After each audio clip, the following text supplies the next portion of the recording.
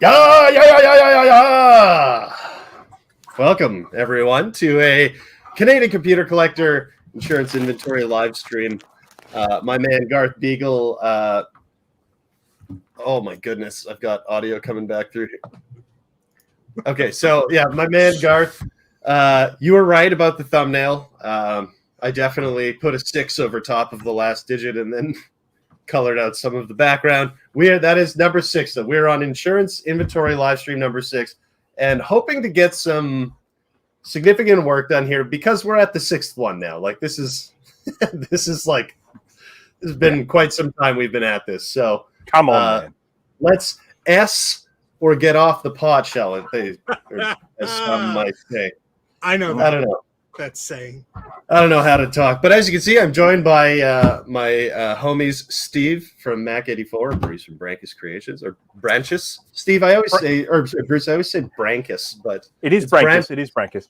Every now and again, I say Branchus because so many people say that and get it wrong. I just do it for a bit of ironic fun. But it is pronounced Branchus. Because I was watching one, like I'd always said Branchus, and then I watched one of your live streams and you said Branchus, and I was like, oh no, yeah. I've been it messed a lot of people up.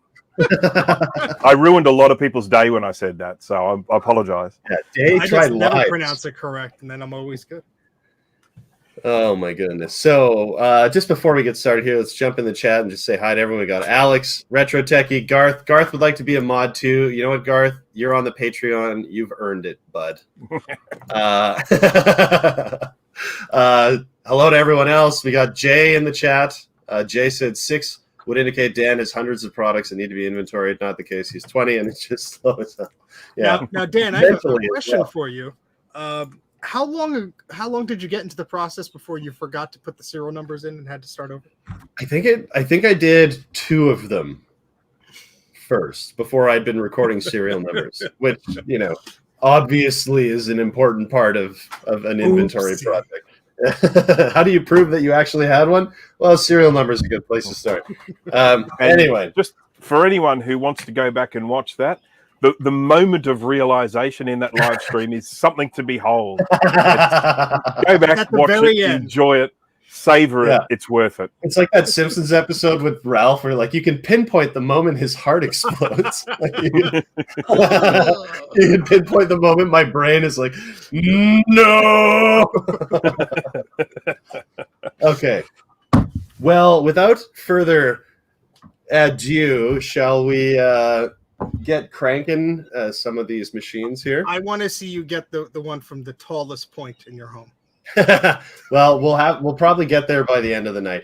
There's a bunch of we've got 8 hours, folks. Some Apple IIs back there, but okay. So I picked up some stuff since I had inventoried newer items. So there are a couple items here that we got to get through. First of all, it's your average sticker coated, most likely a 2010 MacBook, and this will kind of kick things off here, I guess. But in a way, is that the one with the rubber bottom? This is the one with the rubber bottom, and those things used to get so gross. So they are that's the unibody. They refer to those the unibody MacBook. This is the polycarbonate one too. Yeah, so this is not a Pro. This is just a MacBook. Those are not too bad though. Here's a little tip for anyone. If you decide that you want to replace the keyboard without replacing the whole top case, don't. I restored one of these, and I use it as a daily driver for freelance work, like when I'm doing just writing projects, things you can do in Microsoft Word.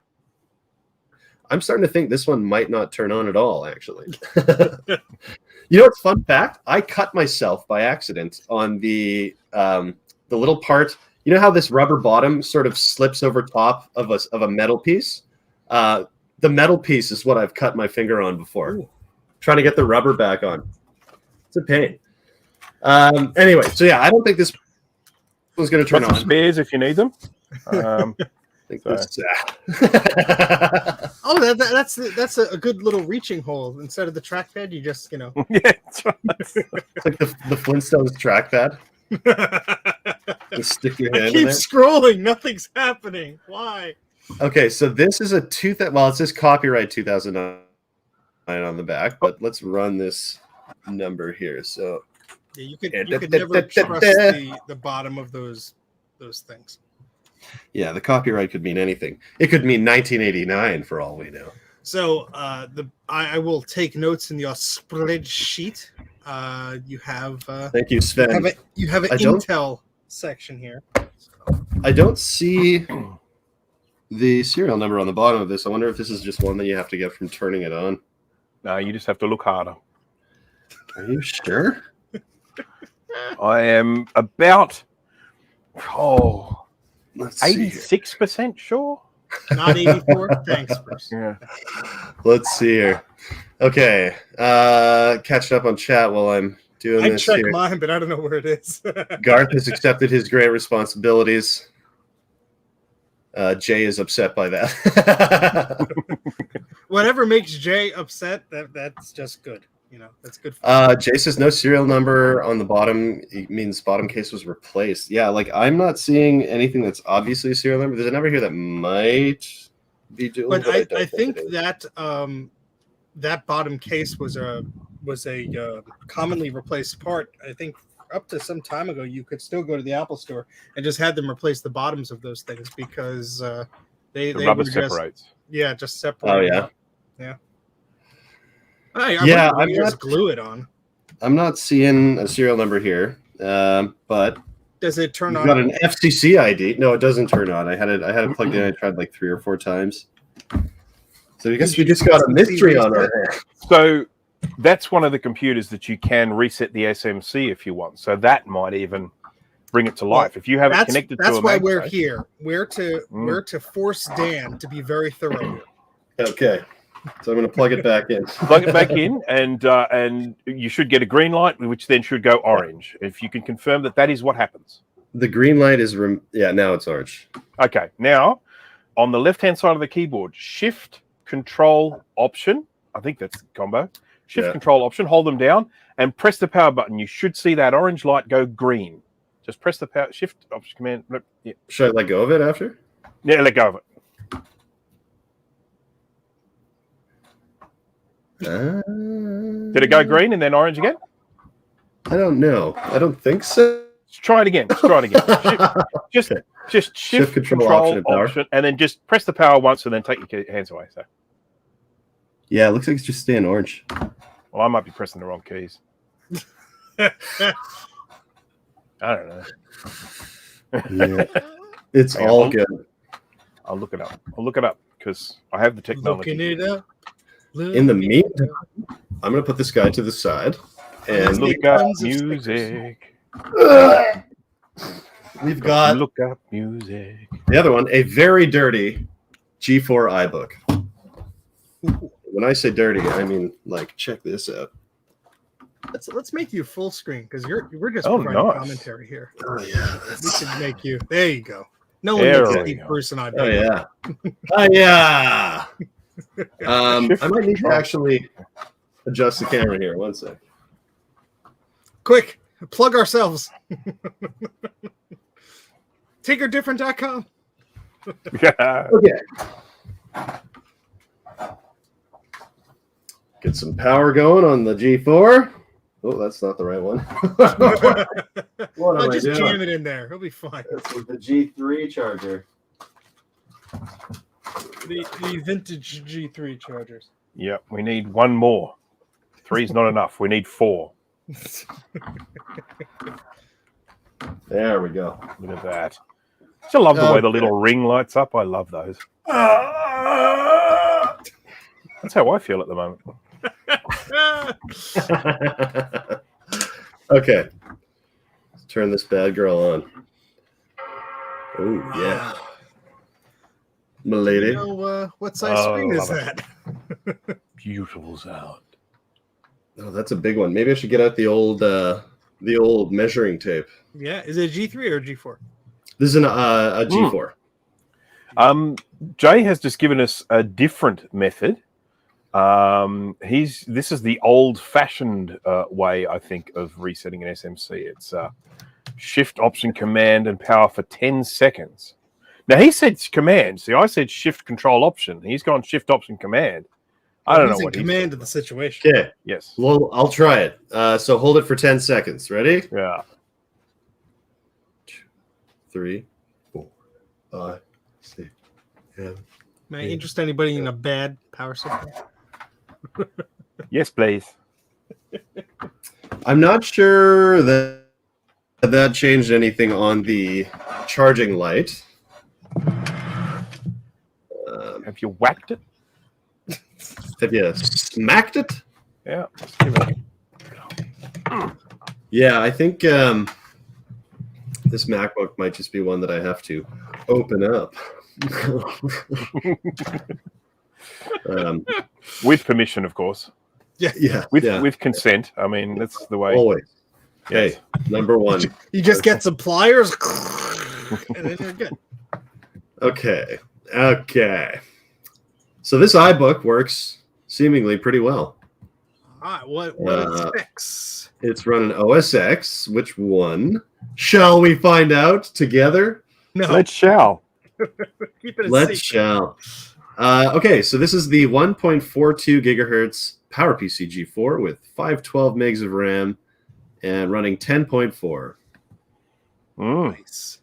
So you can get a little bit of what's it, classic boot up mode thing? What do they call that thing? Classic. Well, you can boot into iOS 9. What do they call that? That's Boot yeah, into classic mine, mode, just isn't do a it? boot. Yeah. Just freaking do it, man. Freaking. What's the serial number on that, Dan?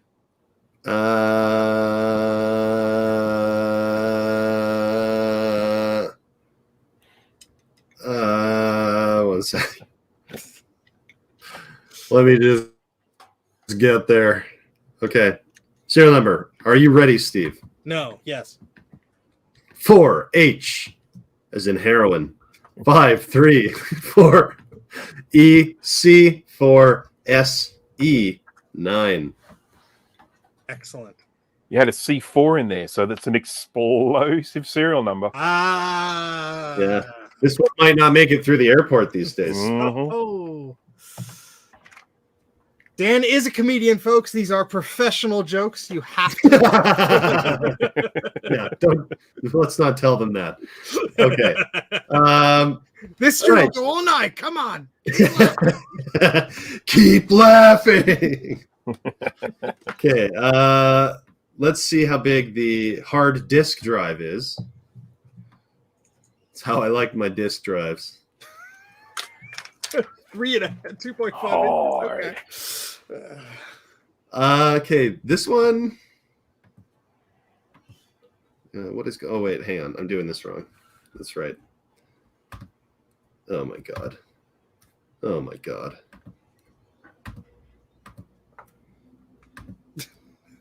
There we go. Get info. Dan should know this by now. Get the info. There we go. So 55.77 gigs Yeah. capacity. So 60 gig. Jay called it. It's Look at that. 60. Woo! So what screen size is this? Hang on. Should I go up measure or have we deduced? Actually, I should just check the serial You number should again. always have a measuring tape, especially if you like to measure your hard drives, Dan.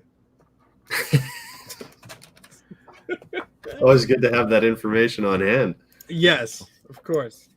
We'll It's like regret. We'll make you regret inviting us. Don't worry. There's no way you could possibly do that, Steve.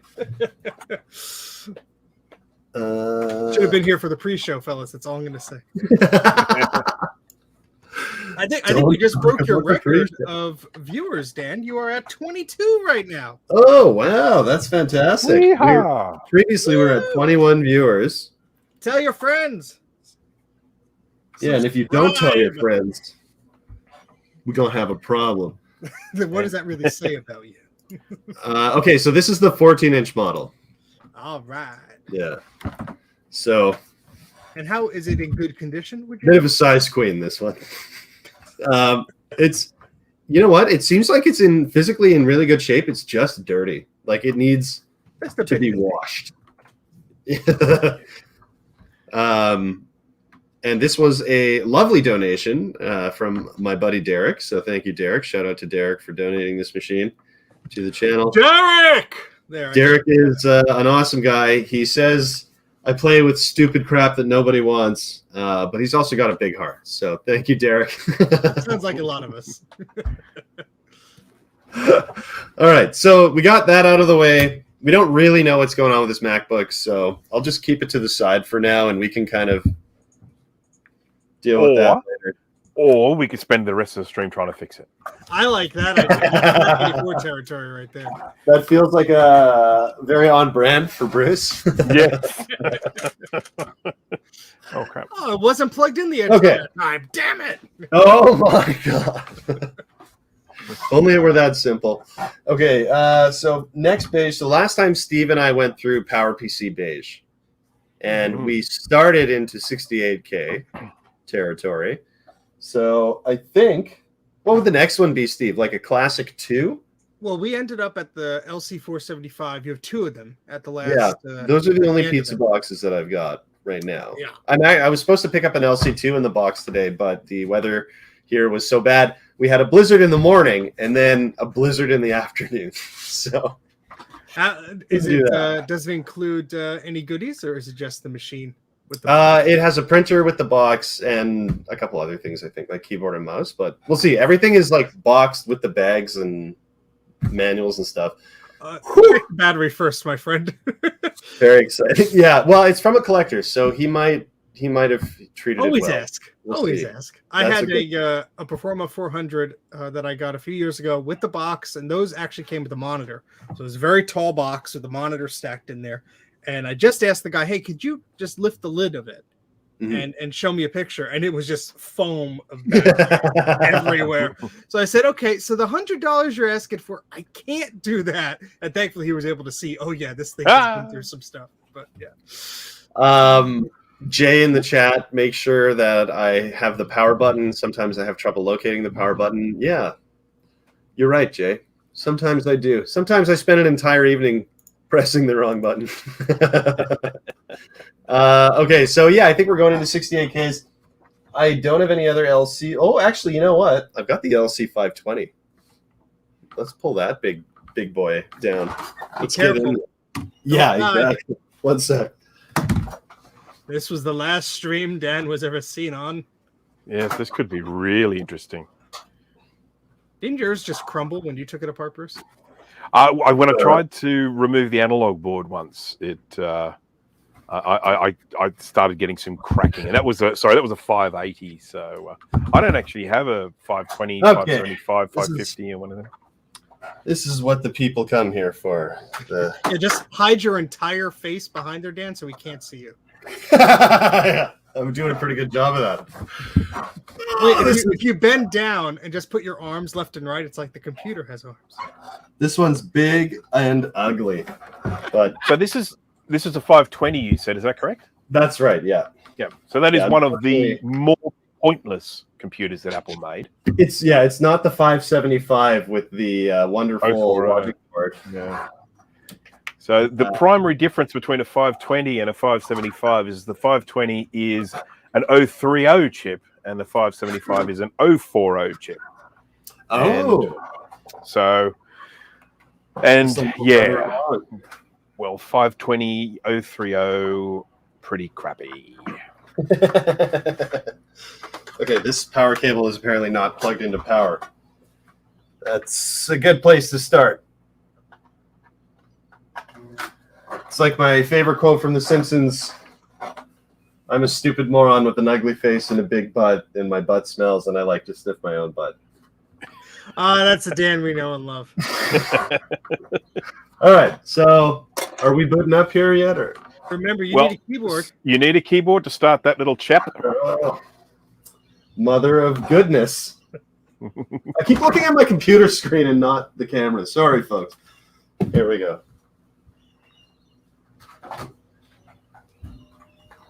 Da, da, da, da, da, da. Oh, one of my favorite keyboards. Love those ones. Pickle. Get my headphone cable stuck on my pants. Whoa. All right. Pouvoir, as the French would say. Oh, yes. That hard drive's got some spinniness going on there. Yeah, there's a delightful sound coming from it. Okay, let's catch up a bit with chat. We got Dave's Vintage Apple Tech. Oh, I posted it on YouTube on Friday. Alex and Dave have a conversation. Garth, nice offer, Dan. Would love that. Thomas B. What did you offer Thomas B? I got to scroll up, I think. Da-da-da-da-da-da. Thomas B. CCC, I have a 575 board if you want to upgrade it. Oh! Well, what do you want for that, Thomas? You'd have to let me know, my friend. Garth had a 580 dinner. Yeah, exactly. Yeah. I guess I just want to remind people who don't live in Canada, just geographically, how large Canada is. But me taking this guy out for dinner could result in like a 48-hour car drive. That's totally fine. You're up to it. I already decided for you.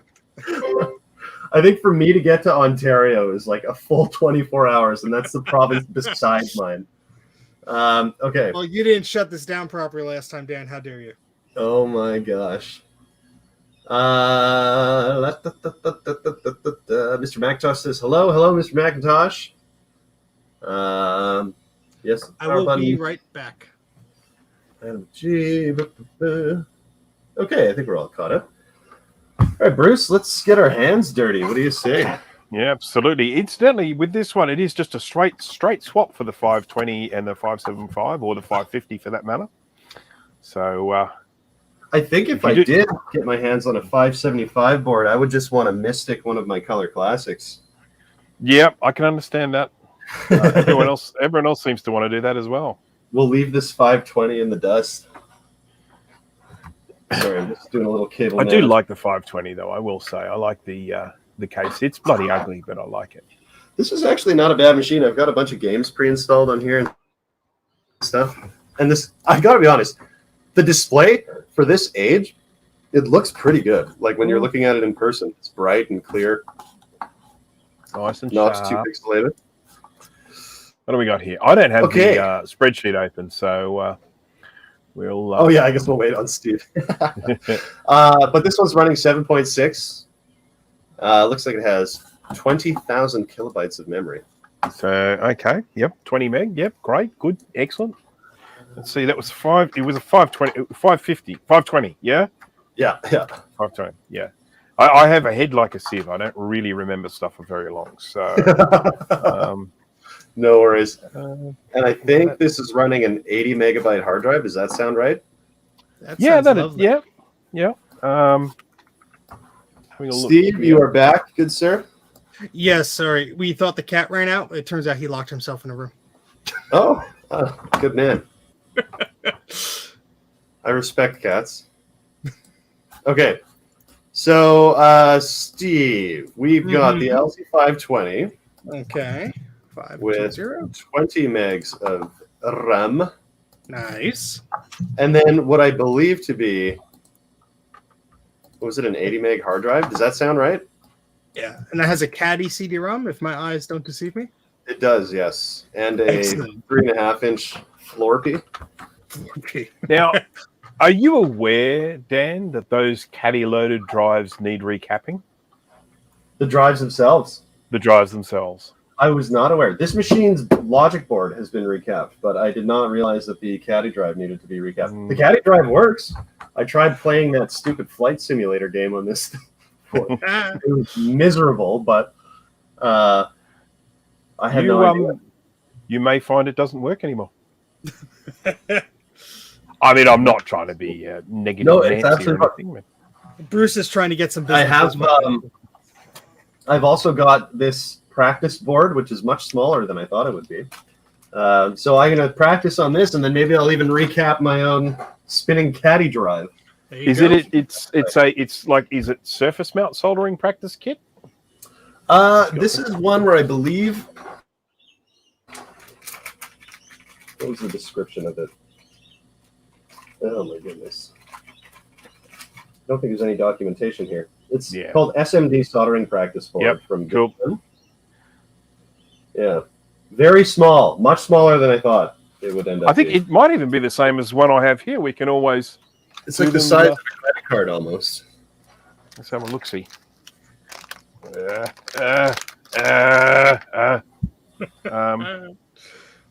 This is what my one looks like. Is that what your one looks like? Exactly the same one that I have. Yeah. I feel left out. Wait, here's my practice kit. Steve, that's just a block of plastic. No, see, I put the resistors on the wrong way, then I fixed it. So there you go. Jay, you were curious. I said I'm running out of space, and I've built up a collection in that time. How am I doing it? I've invented black portal technology where I can stick miniature black holes in different parts of my apartment and just sort of like throw items into it when I don't need them, and then just sort of pull them back in when I need them. I just need a little more space. And just do you pay like a monthly fee for those black holes, or is that just? Well, I have a scientist who is, I've enslaved to develop the technology. Oh, Garth, thank you very much. That is very kind of you to mention the Patreon. Garth is a member of the Patreon. For $1 a month, you can get your name in the credits. I swear to God, it's going to get more interesting than that, but at this point in time, that's what we're offering. You promised me much more than when I joined, right. Dan. I send Steve a video of me doing kissy lips once a month. Okay, you were supposed to say that part out loud. Oh crap! I said the loud part quiet and the quiet part loud. All right, so Steve, I got a serial number for you. Yes, sir. It's SG3. G or J? G. Okay. As in Gary. So SG3 451 0WH05. And I'm just gonna look that up myself as well, just to make sure that what we looked up was correct. Well, I think that's the only sticker you're gonna find on the back of that thing. Oh, I meant the hardware, or to see if it's been upgraded or something. Oh, well, why did it? Oh, I don't have numlock on. Oh, you silly Windows person! What and your numlock. Okay. Well, you know what? Everyone still wants like $1 million for their Mac Pros these days. I could ship you one, but it won't be cheap. See, that's the problem. Okay, maybe I got this wrong. Sorry, what were you saying, Bruce? I was just going to give you a little bit of information about this computer, seeing as we're looking at it front and center. Yeah. So it has 4 megabytes of soldered on RAM, and because yours has 20, that means it's got one 16 megabyte stick in there.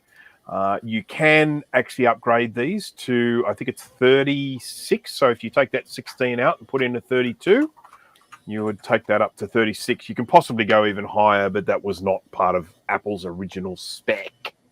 Right. And I think there's probably some VRAM there. I don't know if you want to zip the board out later on and have a look and see. I don't know how detailed you're going into your inventory here. What OS is it running, Dan?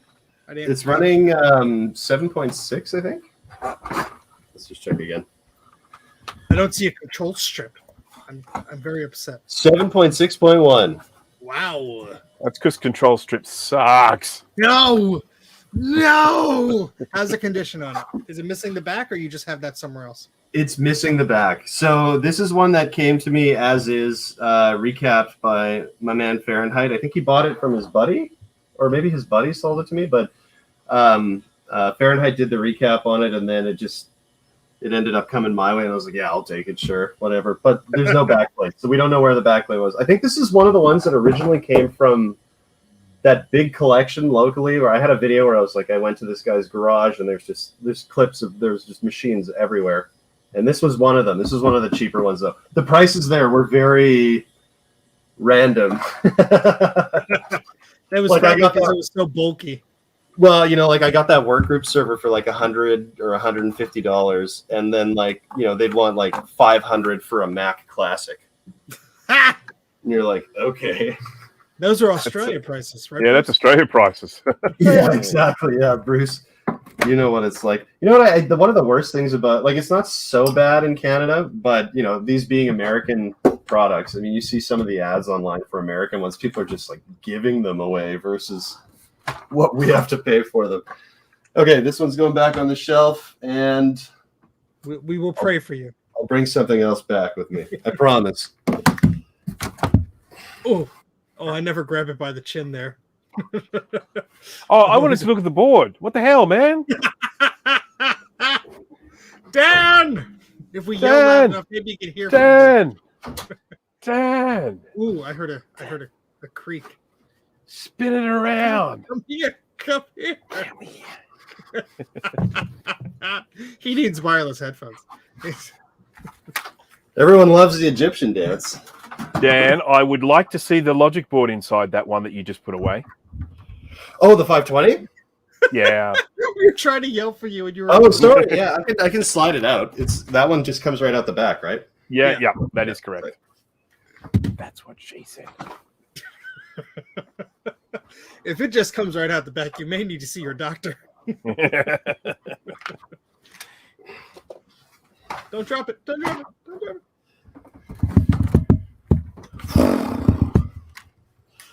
She's a big gal. I have a friend right over there. There it is.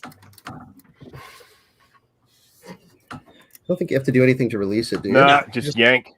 There we go. Yeah, look at that. Look at it. Look at it. Ah. Coming at you, Bruce. Bruce is foaming out the mouth. Oh, now here's an important thing to stick into your inventory. It's got an FPU installed. Ah, there we go. And it has 256K of VRAM. I don't know if you're going to that level of detail, but if you're not, you should. Well, I've thanks, been trying Bruce. to I just had to type that in.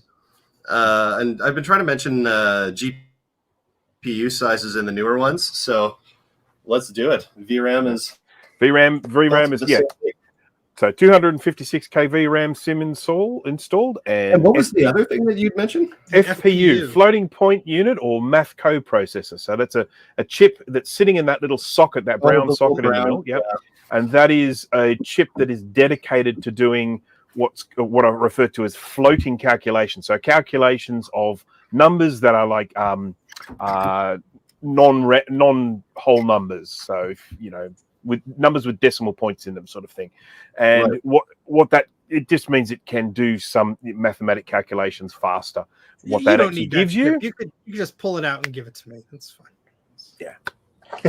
Who knows? Garth says take the battery out. That's probably a good idea. Actually, that looked like a fairly recent battery because I have one of those. Did. Yeah. You know, but actually, yeah, like new batteries don't need to be replaced, right? I think this one came from Fahrenheit. Unless it's 30 years old. I think you're. It's a 3.6 volt lithium. Lithium. It's a math coprocessor right there. You're up to 24, Dan. All right. 24 viewers. And we have Dana Siberia here. Thank you. Thank you for all of your photoshopping. And thanks, Steve, for adding an I into her name. Oh, whoops! See. Okay, this is my excuse. I have this screen here, and it's far away, so I'm squinting. On to hello. Shout out to Dana, fellow Aussie. Yes. Hello. Oh, where's Dana? Dana's here. It's Dana Siberia. I don't Siberia. know if you've seen her work. She does those wonderful mock-up, retouched Macs, of Macs that never existed. If you haven't seen them, you like should. A color classic with the VCR. Yeah, built into those it. are fantastic. I love the beige G3 iMac. Yep. There was one recently that was, what was it? It was a Quadra 950 thing. I can't remember. I have to go back and have a look, and I bloody loved it. So anyhow, yes. So that's Dana Siberia, who is in the chat. She is responsible for those wonderful works of art. Well, thank you so much for joining us, Dana. That's fantastic. Is your Got some cat clout. helping? Oh, June the cat is here to help, of course. Little meatball. Oh, there she goes. Like, screw this. Okay, so in my collection, two of the items I picked up from that big collection I was talking about just a few minutes ago were a couple of color classics. So not only did I get the Workgroup Server 95, but I also got two of these. And one of which, Bruce has the logic board. Yeah, sorry. Currently. It's all good. So this is the one that should be turning on without any difficulty. So let's go ahead and flip the power switch on and give her the old power button on the keyboard. Is the keyboard plugged in? Oh, there we go. There she blows. Cole Sutherland, can I have a Mac? Cole, you can have a high five. Maybe one day we can figure something out. What model Mac is that crawling around? That is, I think, a North American short hair. Thomas B, 68, 882 at 25 megahertz or 40 megahertz can be had on Evil Bay for $10. Well, yep. $10. That's good value. You can actually get them quite a bit cheaper than that, Thomas B. I've bought them in batches and paid only a few dollars for each one. So that's the math coprocessor we're referring to, the FPU, floating point unit. Is that hard drive making funny noises? It sounds like a refrigerator. I see a flashing question mark there. Yeah. Yeah, it seems like we might be on the fritz. Is this board recapped or no? This one is, yeah. Okay. Noting in the notes. And this is another board that has an option for an FPU to be installed. So this is another one we should probably open up and have a look at it. And yeah, well, that might be the best way of approaching this one, considering we can't get to the OS here. So do you have one of these, Dan? This is a external blue SCSI. No, the closest thing that I would have that we'd be able to boot from would be a Jazz drive. Which Heck yeah! I have a little bit of experience with. Not a ton, but hang Can on. I grab it? As possible. Should I grab it or what do you think? Ah. Is it worth going through it? Nah. Okay, yeah, let's not worry about it. The machine. So may I recommend grabbing yourself one of these at some stage in the future, and you can just load this up with, say, System 7.1, which will work on most of those old beiges. And then you just, if you've got one with a problem, you just pop this onto the external port, boot up straight from this, and away you go. And you can then also run utilities on the internal drive if you need to. You can run like Norton's to see if you can, fix it or recover any data. So highly recommend having one of these. Every collector should have one. That's perfect. That is super perfect. That was you said a blue SCSI? Blue SCSI, the DB25 edition. You can buy these. I think we probably even have people in the chat that might be able to fix you up with one of those. Mamma mia. Well, yeah, that sounds excellent. And I think I've seen lots of creators putting those things together because you have to put them together yourself, right? Isn't that? Well, you can order them pre-assembled, but it's cheaper if you just do it your own pace and stab yourself with a soldering iron a few times, get the resistor nets mixed up. That's part of the builds count. Toughen yourself, harden your personality. I only have 4 fingers now. This is what they look like Saturday inside. night, burn myself a bunch. Okay. Pretty straightforward sort of assembly. It's mainly through-hole soldering. It's not surface mount, so except for the little RAM slot thingy there, but you can usually buy them with that RAM slot already soldered on if you're not comfortable doing that. So. It just takes practice. Beautiful. How much do those cost? Actually, we should throw that out there after talking about it. 25 US and 50 US assembled, I think. Super affordable. That price may have changed recently. That was certainly the starting point. They may still be that price, but I know that there have been, because of this global chip shortage thing.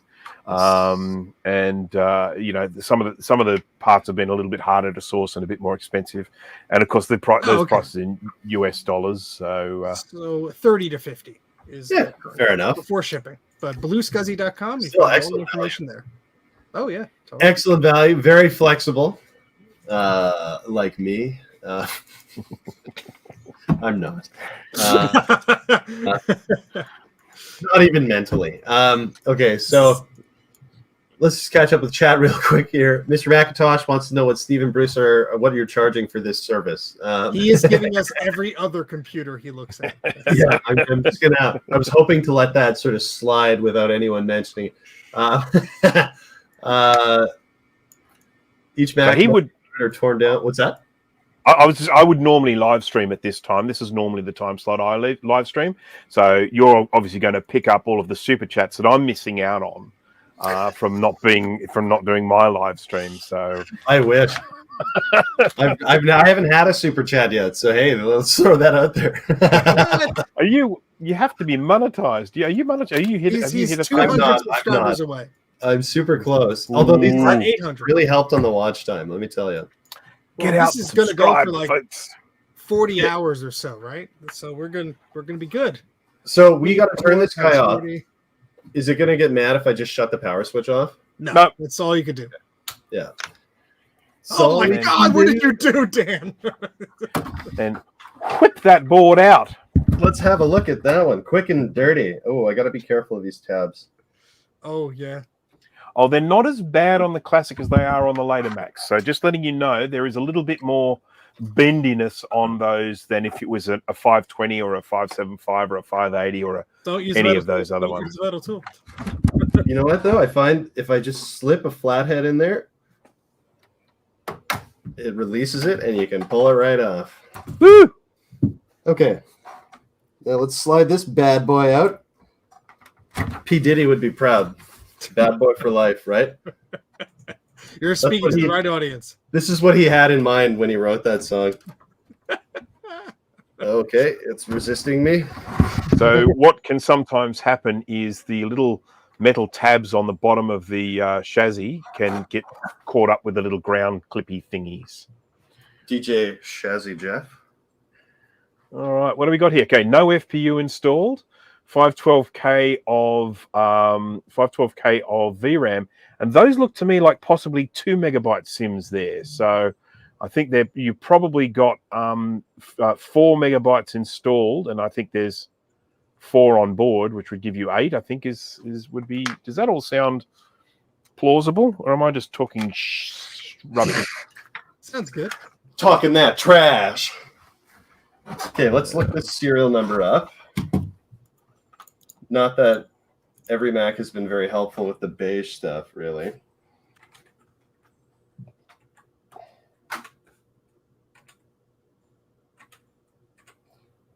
I tried this one, I think, before, and nothing came up. Are you looking at the board sticker or the sticker on the back of the... Right on the back of the machine. Yeah, that looks like the serial number. Starts with SG. Is there an old battery in there? This battery is new. It's one of the purple ones that I put in here. Actually, what's really funny is when I did the video, when I had these back, because I got them back from Mr. Fahrenheit, and he always puts a fresh battery in when he recaps something. And on the video, I throw out the fresh battery and put my own battery in because I just assumed that it was one of the old ones. So 2 megabytes on board on those. So you probably got 6 megabytes of RAM in that one, I would think. Should I be looking at the serial number on the logic board? No.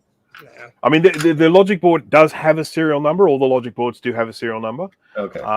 But it's different to the chassis serial number. So if you want to start recording that, you need to go right back to the beginning and start recording the serial numbers on all the logic boards. I resign from this position. Yeah, I'm not going to do that. I'm surprised nothing came up from the actual serial number, though.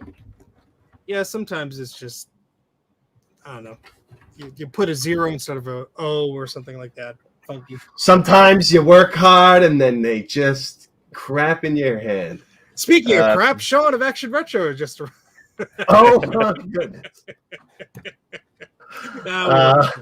Sean says it's a very international inventory stream. That is very true, Sean. It's also a very true statement. So, but only 2 of the people in this live stream can possibly be knighted, though.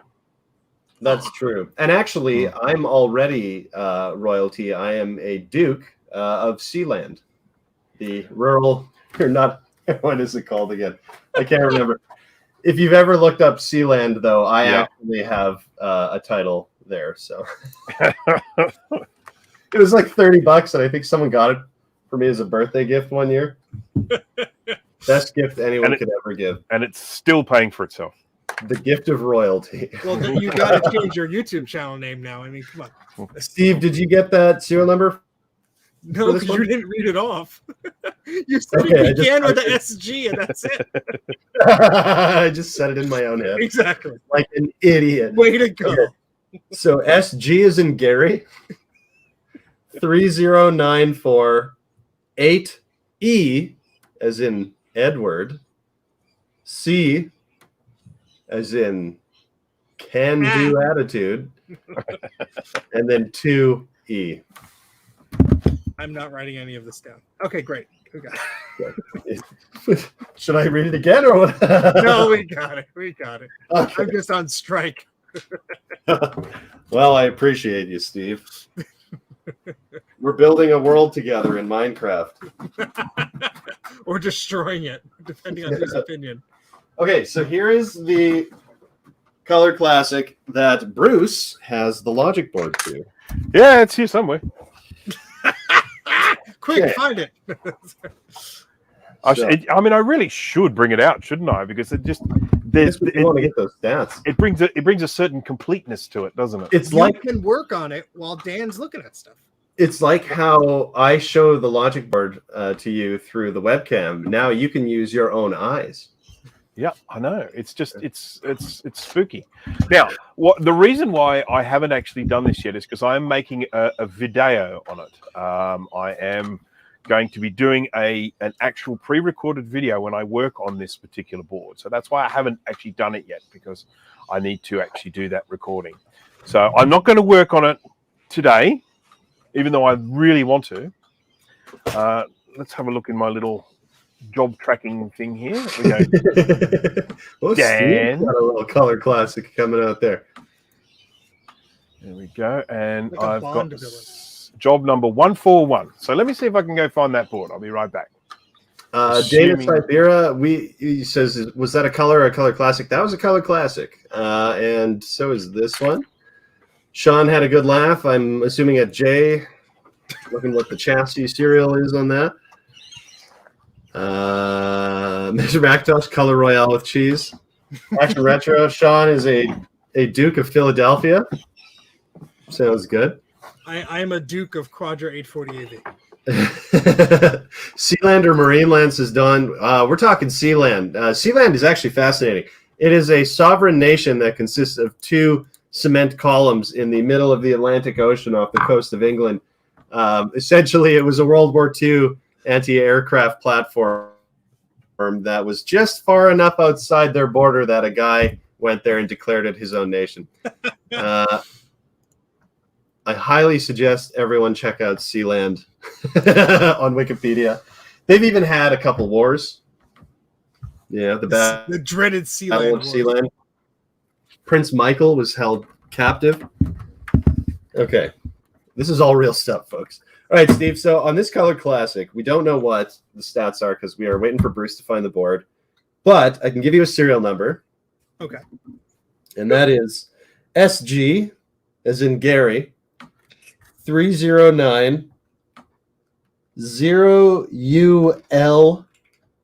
0ULC 2B. Now, I'm Serial going number to is very similar to the other one. a little too similar, if you ask me. The problem is I don't know if some of these are zeros or O's. On other machines, the O has a slash through it. How's the condition of both of them? In general? Pretty good. The other one we looked at, I would say, is very clean. And this one has a little bit of yellowing. Okay. So the previous one, I would say, doesn't have any yellowing or very minimal, if any. And this one has a little bit more. And they both have the back plates for the. They do. This one just doesn't have it in right now because the board is out. But the back plate I have over in the corner. I think it's one of these two. Oh, Just bear with me a second. It's all good. Somebody's wobbling. Is it me? I know. But It's not me. Oh, wait, sorry. Dana's asking if it's Canadian Color Classic. No, it's not. It's OR. Good question, Dana. That's a good question. Yeah, especially for ones that exist in Canada. It's too bad. I wonder if they sold the ORs in Canada and they only went with UR in the UK and like Australia and all that. Yeah, so we also had.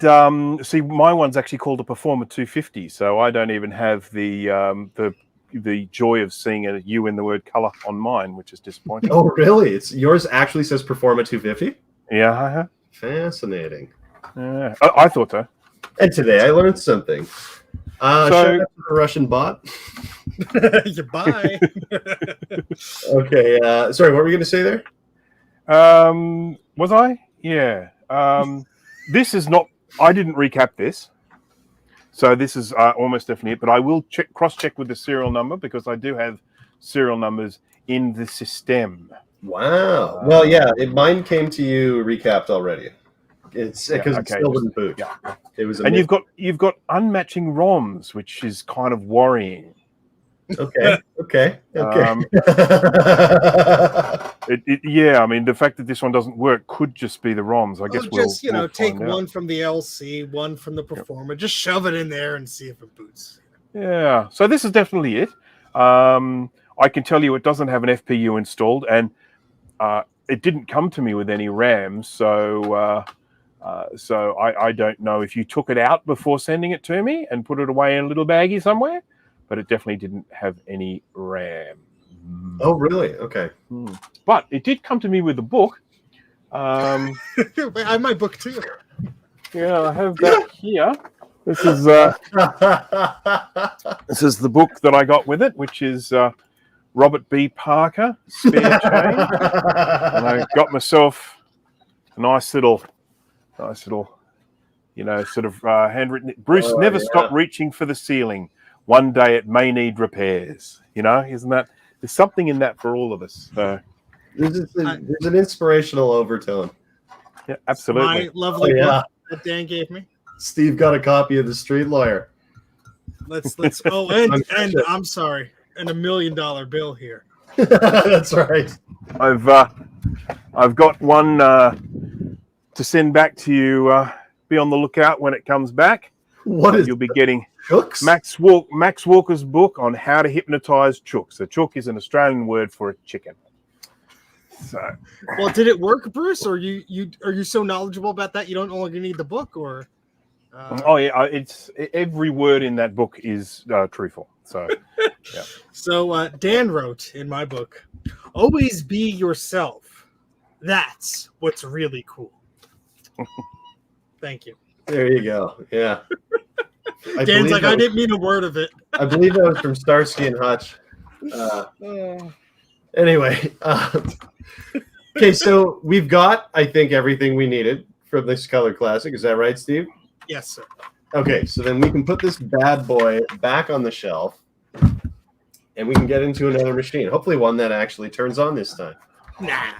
No. Oh, we're up to 26. Look at that. Oh! Woo! 27 on my count. Okay. Victory dance. I'm just looking up these ROM chips.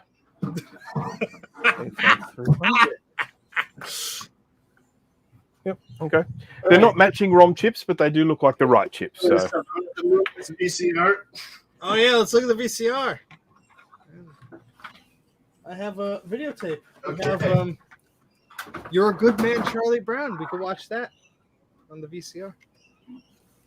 Or no.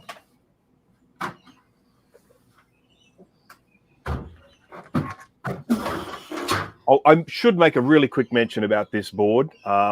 This was recapped by Mr. Fahrenheit, and I have looked over this. He didn't do anything wrong in the recapping. It's all good recapping. There's no problem with it at all. He did express some concern that I might get this board and point out some horrendous fault that he made, but there was nothing like that here at all. So good quality recapping from Mr. F. Solid. Solid. You love to hear it. The cat is back. Cat is back. Back again. I just caught her dragging her butt on the carpet. Not huge on that. Okay. Let's test the VCR. Right. Yeah. With some SOS Phantom. Canadian Ghostbusters. Just in case anyone didn't know, that is the bilingual interpretation. Okay, so we are looking at a Macintosh Classic 2 right now. Dos. Yes. The Deuce, as they call it. Has it been recapped? I don't think this one has. Well done. Is she going to die, or what are you telling me here, Bruce? Well, the has it ever been opened? I guess is probably another important thing. Probably not. Should we open it up? Yes. Yeah, if you've got a T15, let's do it. Yeah.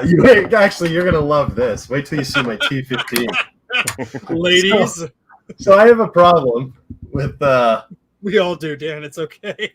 I have a problem with ordering stuff online. Sometimes, like, I don't think about the actual size, like the ramifications of the size of certain things.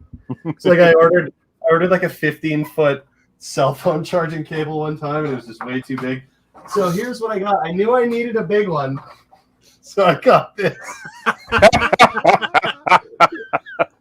Now that is sensational. Look at that. Taller than the computer itself. I want one. I want one. I want one too. You can't lose that. Very hard to lose. And it's fantastic for dueling. Yeah, you know, I'm gonna get one of those for dueling. It's a dueling T15. It's very good at what it does. You discharge a monitor from a room away. All the leverage in the world. All right, here we go. So is this probably going to be like battery puke all over the place, or what? Know. Oh, wait, isn't this where a battery is? Nope. Nope. That's I mean, seriously, you can remove the cover if you want, but it's just very disappointing. There is just little holes for controlling the screen geometry. So, okay. Yeah, on the Plus and earlier, you would have a screw there and the battery. Yeah, on the 128 and 512 as well. Yep. See. Bruce is trying to sneak work in. I see how it is. Well, this is the board. Sure. This is Dan's board. I'm actually. Sure it is. My interest has peaked. Well, that's great news. Okay. Now we have to all four screws out. Yeah. Bruce, do you want to tell Dan your magic trick? Is there a trick? Well, yeah. Oh, here we go. There you go. Oh, yes, that's been opened before. There is no way a classic comes apart that easily if it hasn't been opened once before.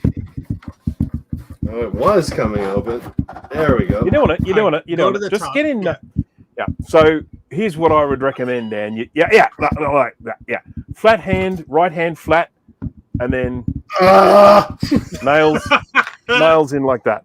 And just bite. Do you bite your nails, wiggling Dan? it back and forth. Are you a nail biter, Dan? I do bite my nails. Yeah. Okay. All right. Yeah. My method doesn't work if you're a nail biter. Unfortunately. Come on. Now you don't want to do it too hard. This is There is a trick. The 40 Would you like to know the trick? Oh, I would love to know the trick, Bruce. Okay, so you grab one of the screws that you undid from the top. Yeah. And you screw it in like about half a turn. You put it back in, you screw it in about half a turn. And then you put the driver in there and you give it a good push while holding the back part. So it's hard to describe. I see what you're saying. I think. See what I'm saying? Yeah, I think I know what you're saying. I do not condone just a little bit, yeah. And then if you then stand it up now, and then you put your driver in there till it's actually until the head of it is in the screw, all right? Yeah. Then you put your other hand flat on the top of the case. No, you got to put your hand flat on the top of the case, yeah, and then push. Oh yeah! Hey, you see that? Oh God! That's going in the tutorial video, folks. That was good, Bruce. Look at that. I got the tricks. He's got the tricks. Okay. And now Dan will have a very odd shaped bruise on his chest for a while. Now, obviously, don't touch the CRT. That's a big no. Well, this one hasn't been on in years. Okay. It's one of the ones that has the little speakery holes drilled into the side. I don't think all of them had that. They only added that later on, I think. Oh, these guys. The Classic 2s Yeah. had it. Do they? Okay. Yeah, maybe. Maybe. You could well be right. You know Max. Is there even a board in that? Oh, yeah, there is. Sorry, I see it. Yeah. Just a little baby board. Yeah. Just a wee baby board. So you're going to need to undo. You have to be careful in here, by the way, because it's very easy to snap the nipple on the back of that CRT, and you do not want to do any nipple snapping. No, I certainly do not. So it's better to stand it up at this stage. Okay. Just spin it around 3 or 4 times. Yeah. Okay. Cool. And then you need to disconnect the SCSI cable from the logic board, which is down the bottom. So make sure you get it into a position where it serves you and doesn't serve us. Turn it around 3 or 4 more times. Yes. Just keep spinning it. That's a good trick. Just like Jack on the Titanic. They just keep spinning. Draw me like one of your French girls, you idiot. Draw me like one of your French compact Macintoshes. Draw me like a guy from Boston. Okay. You have something to my right, your left of your iMac that is wobbling, and I'm fearing that it's like the size of like a telephone pole, and it's going to come crashing down. What are you looking at? You can see if you look in the frame to the left of your iMac, or my left, your left, my right. Yeah, there you go. Now wobble your table a bit. You'll see it go whatever it is. Oh yeah. Oh, that's my monitor. Okay. Yeah. It's all good. It's a 32-inch LG monitor. That's why I keep looking in that direction. I'll try and get it out of the frame. There we go. Oh no, that's fine. I just wanted to make sure nothing was going to like knock you on the head. Look, Steve, I know you're a fancy guy. Okay, I want to keep things fancy for you. Well, okay. So I pulled out the SCSI connector and a floppy connector. There should be a smaller ribbon connector there for the floppy drive. Let's see that one. And then there's a sort of like a big Molex power connector type thing in the middle there, which has a little clip.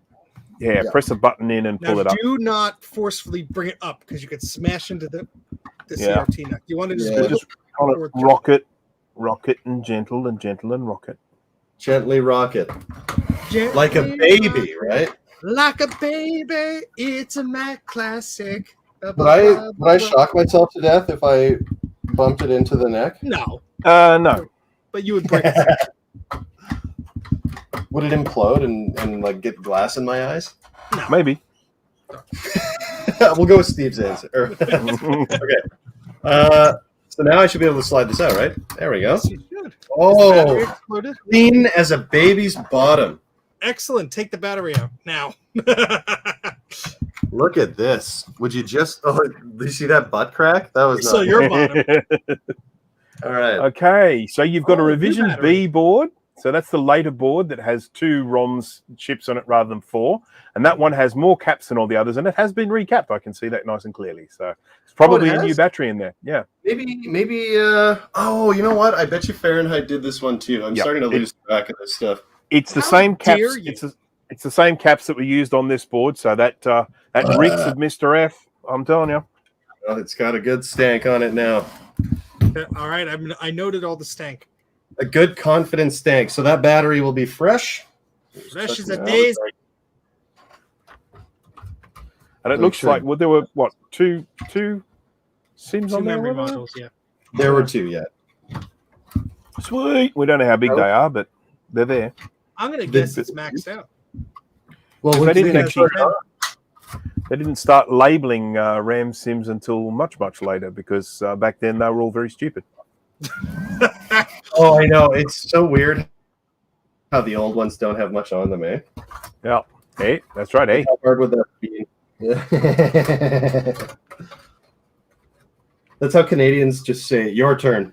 Okay, 1 second. Okay, well, I've had enough of a look at this board. The next thing I would need to do is actually start pulling it apart, and I'm not going to do that because I'm going to do that as part of a video. All right. We are content creators. Creators of content. Dana in the chat took me a long while to find the G5. Is that a G5 Tower or a G5 iMac? I think she's referring to the G5 tower she was showing in a tweet recently. Ah, it's a okay. quad, and she said it smells like incense whenever it's turned on. Oh, so it's a hippie's G5. G5 quad indeed. It's amazing how Pre-scented. loose this board sits in here. Yeah, it'll. Okay, so there's these little metal clips Like on each side that'll just sort of. Yeah, it's like it's in the grooves, but it's still just kind of loose. It was sort of like that as yeah. It actually gets held in place by the back of the case. So yeah, it just sort of flippity floppies around a little bit. That rhymes. That did rhyme, and then you said flippity floppy. Flippity floppy. I should have put some music to it, shouldn't I? So my name's Bruce Rain, and I'm here to say Flippy I'm into old Macs that are beige and gray. No. This is going to turn into Steve and Dan's pointless singing of Minecraft playing. 90% of the time when Dan and I are playing Minecraft, we're just singing the stupidest songs to each other. Yeah, just like basically singing what is happening in front of us. We need assistance. You can't even see the handle of this screwdriver. It's so tall. Actually, you know what? I should do this like I'm at like a Ford manufacturing plant. Like it's attached to the roof.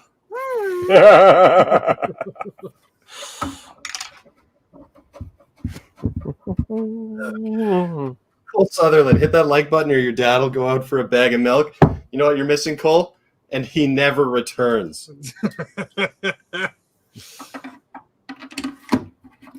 But yeah, bag of milk, that's a very Canadian thing. Actually, you know what? More than that, that's a very Ontario thing. Because the rest of Canada is like, bag milk? What are you kidding? But Ontario's like, yeah, that's how we do it.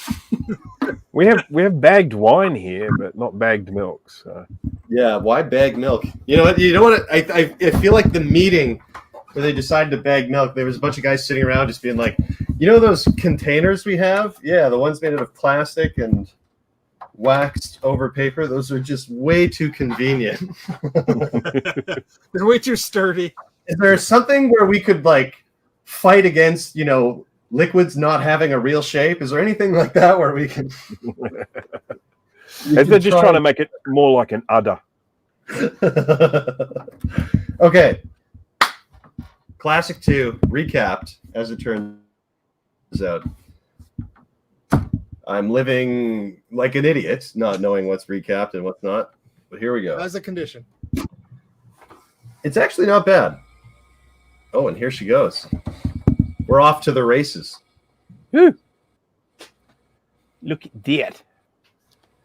Already. Sean says, I put milk into paper bags. Yeah, see, I bet you that's where they started with bagged milk. Booting. These paper bags keep breaking. Well, how about a plastic bag?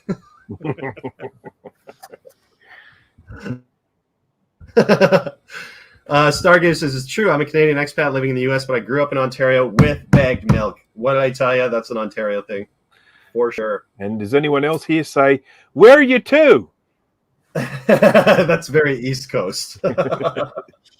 That's like Newfoundland, Labrador. I'm concerned it hasn't booted yet. Yeah, it's he's fine. He's fine. Yeah. He's fine. It's fine. There he goes. Is that 7.6? So that's 7.5. So it I'm works hard. ruling out lower amounts of memory, or maybe no, because maybe that's why it's booting so slowly. We'll see. Oh, what did I do here? There we go. All right, place your bets, folks. 4 megs, 6 megs, or 10 megs. Place your I'm gonna say 10. 8. Okay. Let us know, Dan. Here we go. Are you guys ready? No. 4. Oh. Throw it And away. it's running 7.5. Oh, that's terrible. Yeah, that ain't good. That ain't That good. poor machine. And let's get some hard drive information.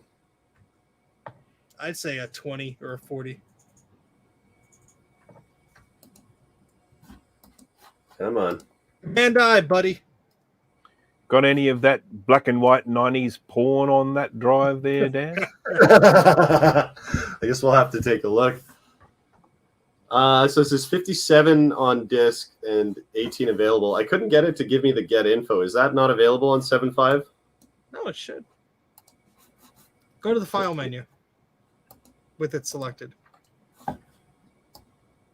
Oh, there it is. Okay. I was trying to do the like option right click or whatever. Oh, it's Command Apple- I. You can't right click Apple on these I, Macs. yeah. These old ones. Oh, okay. All right. So yeah, it's a 57 megabyte disk. 60, It says. okay. So it's a 60. Think of that. Cute. Trash. Well, Excellent. and it's got a little P in the top left there. Do you see that? It has to No. How can I do this here? There's like an additional icon. This is terrible. Right Oh, there. Oh, look at that. What happens when you Okay. click it? Oh, Oh, it's a little keycaps type thing. Look at that. Look at that. Make sure that's archived on the garden. The P? Yeah. Hi, my name's Dan. I'm here to archive my P.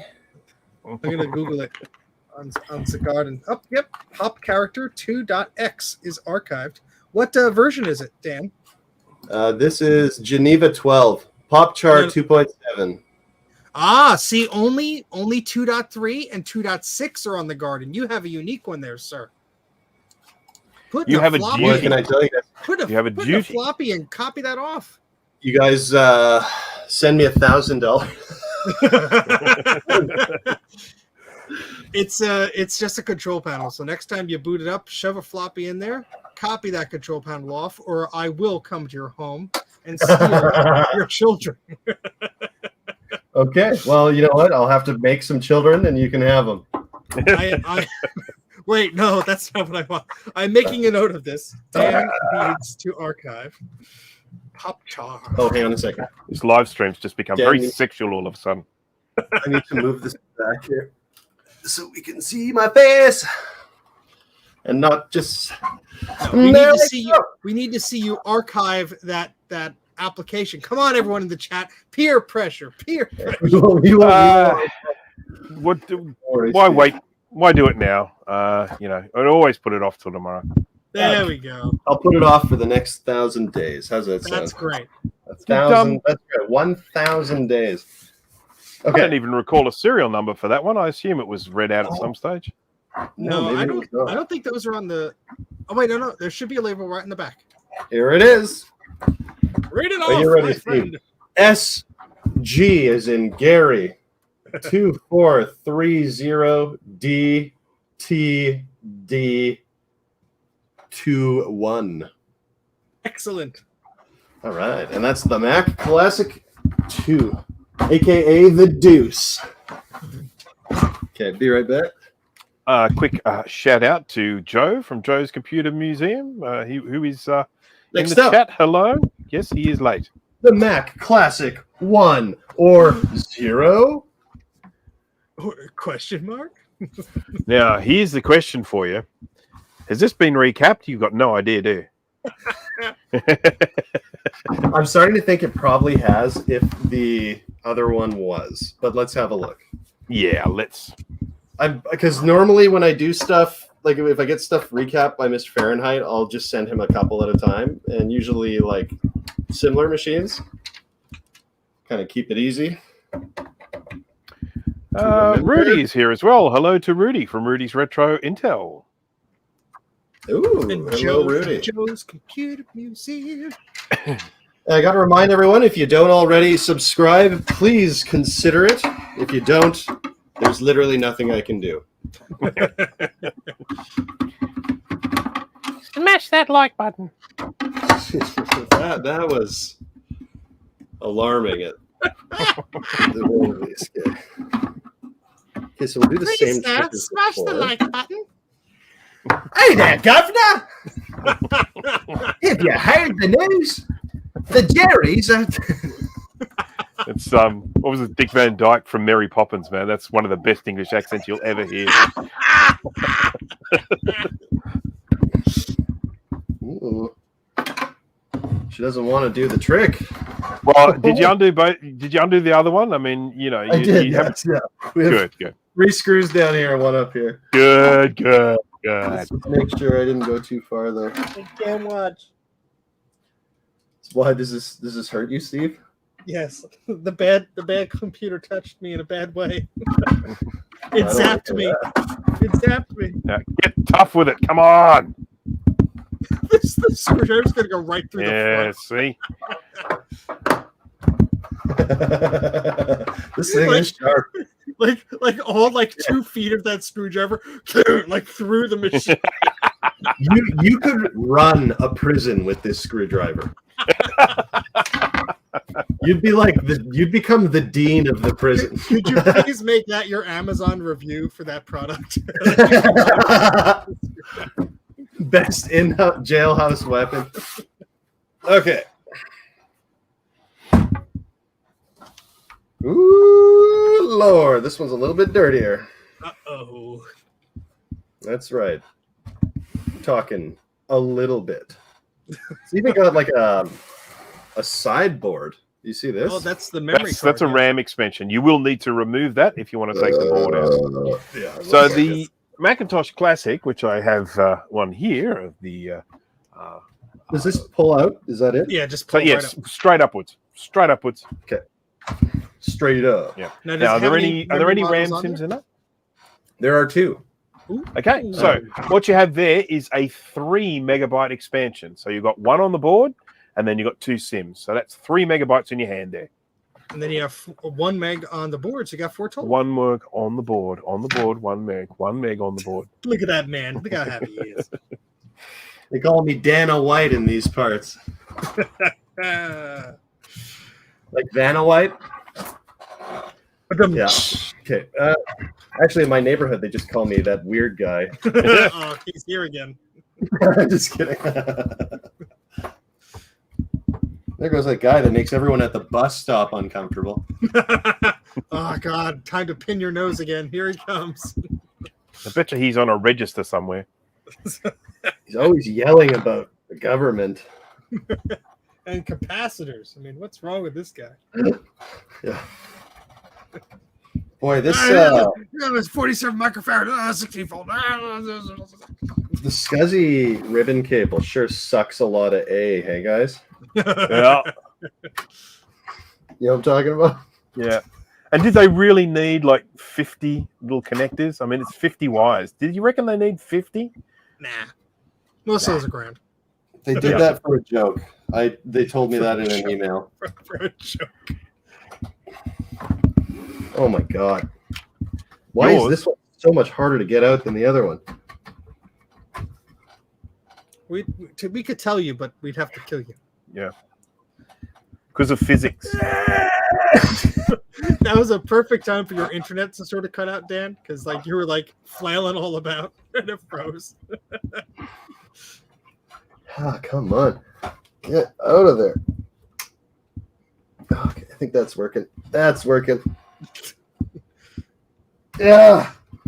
Yes. I will not be controlled. I don't think this one's been recapped. What do you reckon? I got it. I got it. I got it. Do the caps look non-recapped there, Dan? I'm just like devastated from this whole unclipping process. I won't be able to see straight. Easy. Okay, power coming out slowly. Come on. So Joe's just told us that the SCSI is 25 signals, 25 grounds. Now, given the fact that USB is only like 4 wires, I think people who did SCSI were just being lazy. This looks like a Fahrenheit battery. Oh, okay. Let's have a look at the board. That's frozen. There we go. Yes, that's been recapped by Mr. F. Excellent. Wonderful. Yeah. Wonderful. He's gonna watch this later and be like, "You're an idiot, Dan."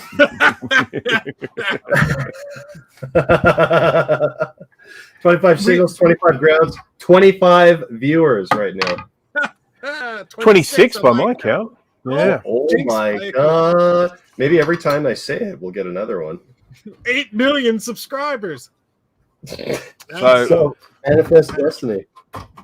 You know that one of the cool things about the Mac Classic, Dan, is the fact that it has an operating system built into the ROMs and you can boot it without a hard drive. Did you know that? Ooh, I did not know that. I thought you were going to say something along the lines of, it had a rich jazz career or something.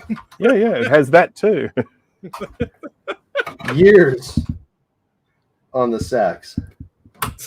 Okay, power's back in. Floppy is back in.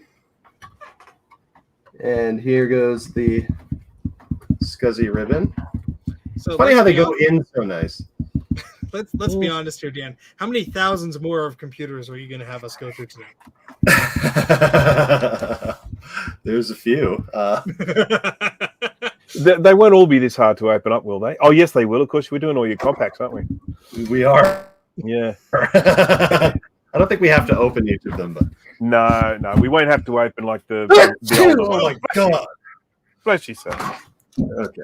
Yeah, the older ones aren't recapped. I know that for a fact. Yeah, but their batteries don't leak on the inside. Their batteries are at least easily accessible, or at least on the 128 and the pluses and all that.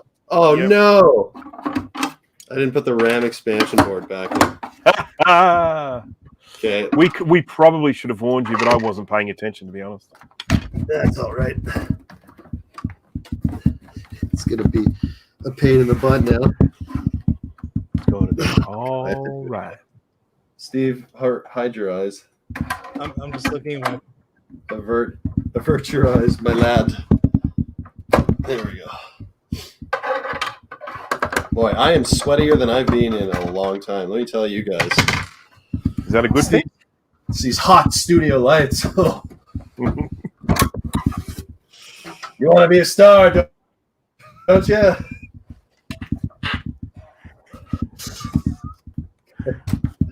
All right, let's slide this Ballard back into place. It can only go in one way, so. And she's in. Like a glove! Jim Carrey. Perfect. Ace Ventura 2. Oh, that is not perfect. Not even close. Put it on its face. They go on better if they're on their face. Oh, I don't even want to touch that one.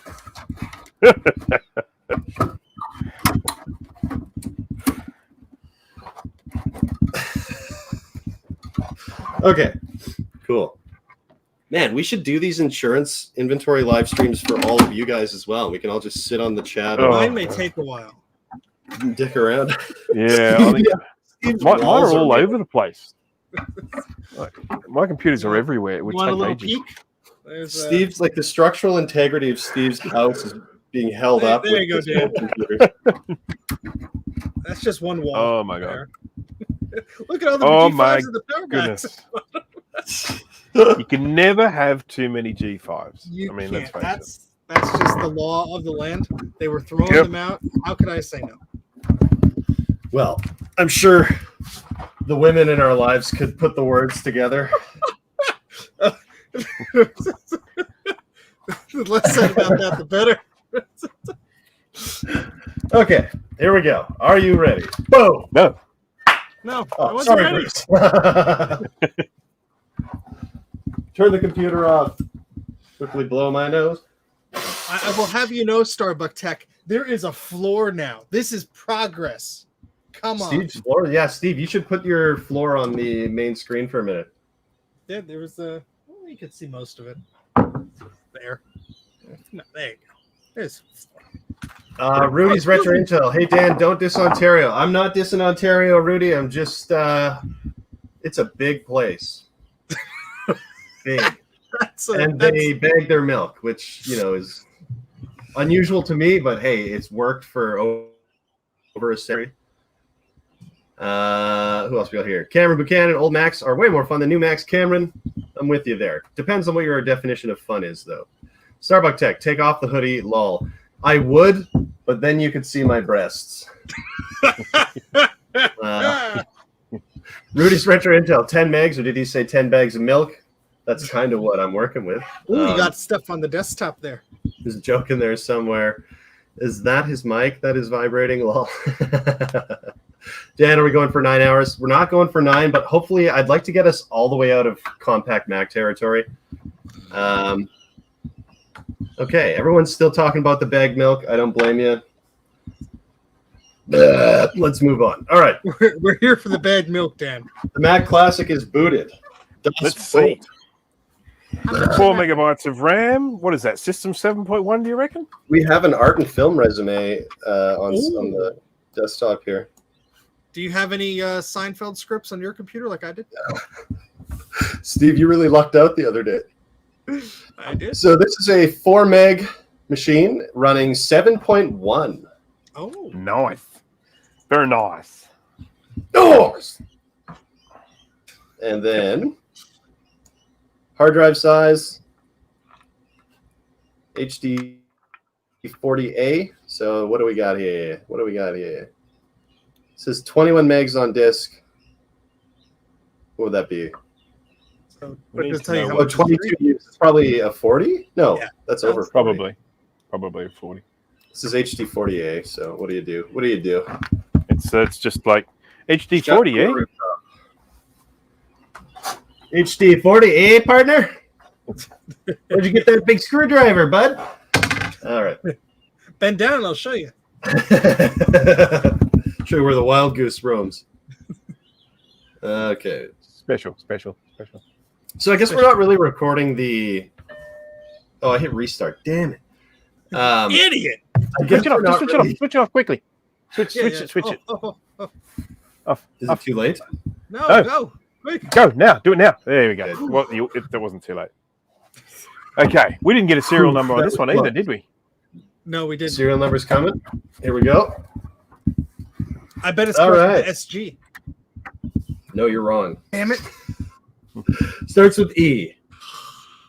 E 1 2 2 5 0 T M 0 4 3 5 L L / A. Oh, that's a model number there. The MO whatever. That's the package sales number. At least it used to be. That's interesting because that is where the serial number has been on all of them so far. It should have a. Does it have a barcode? Yeah, it does. Yeah. That's the serial number. Yeah. Well, it's interesting because the sales order number. Oh, that's an interesting serial. Yeah. Never seen one like that before. Screenshot. There you go. Yeah, so that one actually shipped with 2 megabytes of memory, according to that model number. Oh, cool. Okay. Yeah. What would that /A be all about? So A is Okay. America. So if they would, their model numbers would usually be like /A for the American market, if I recall correctly. America. I'll have to look at some of my classics to see if they have a similar serial number, but I don't think they do. Okay, 1 sec. I got one right here. I'm going to have a look. Let's go look. Bruce is going to look.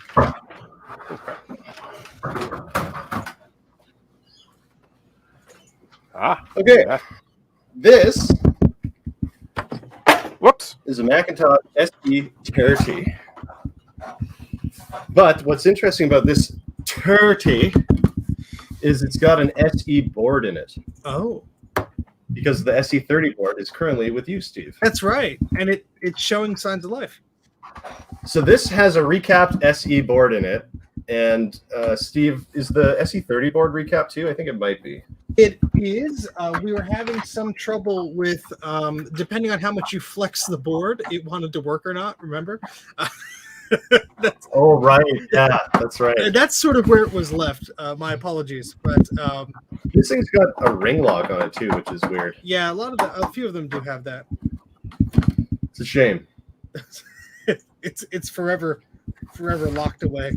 Okay, well, shall we boot this bad girl first, or did you want me to open it, or what are you thinking? If you recently put the other board in there, I would assume it's fine. I think this one should be fine to boot. Let's just boot her up. Let's just get booting her. Let's boot her, dude. Her. Oh shoot! No. Wait, I didn't have the keyboard plugged in. Just don't show it on camera, and you're fine. Should I shut it off, or wait till it starts to shut it off? If I say something on this subject, I'm gonna get a million Reddit comments. But Rudy, I'm in Manitoba. What's that? Bruce had the same. Yep, starts with E. Oh, you know what? There is no hard disk, so. And then there's MO4, so that means it would have been a 4 megabyte model. Is that what you're saying there? No, this one is MO45 LL. Okay. That's apparently the 2 megabyte one. I have to go check mine now. If this was MO421. So, I have to go look now. and also had the /A, so that's interesting because I'm not in America. Well,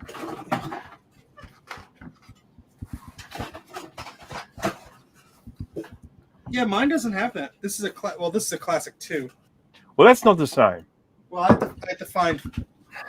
Where'd it go? Daniel says they killed a 2CX hot plugging ADB. Only one time ever, but it died. Yeah. I do occasionally hot plug ADB, but I try not to make a habit out of it. I only do it when I'm particularly lazy. Now, I've never broken anything from it, but it can happen. Wunderbar.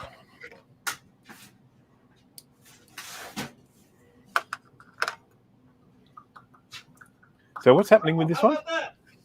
Well, I think I should probably open it up now that I've powered it up and filled it with electricity.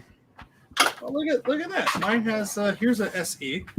I'm sorry, a classic. And my serial number has MO435. So there you go. Wow. Spooky. Slightly different. Spook. Well, this is 1990. Yours was 91, Dan. What's that? Yours was June of 1991. Mine is a bit earlier, October of 1990. Oh, how dare you. And so yours was, let's read the serial number, if I can find my mouse here. Yours was MO45 LLA, and mine is MO435 LLA. So, look how easy that slid off. Oh, there you go. Somebody, yeah, it's easier. And that metal thing is supposed to be like that? Yeah. I don't recall mine having that, but maybe because all mine Well, are it should. to pieces. Well, mine have probably been opened up a billion times. Okay. Yeah. So we have quite a bit of RFID shield, I assume. Mm-hmm. Just a little bit. It's because of the aliens.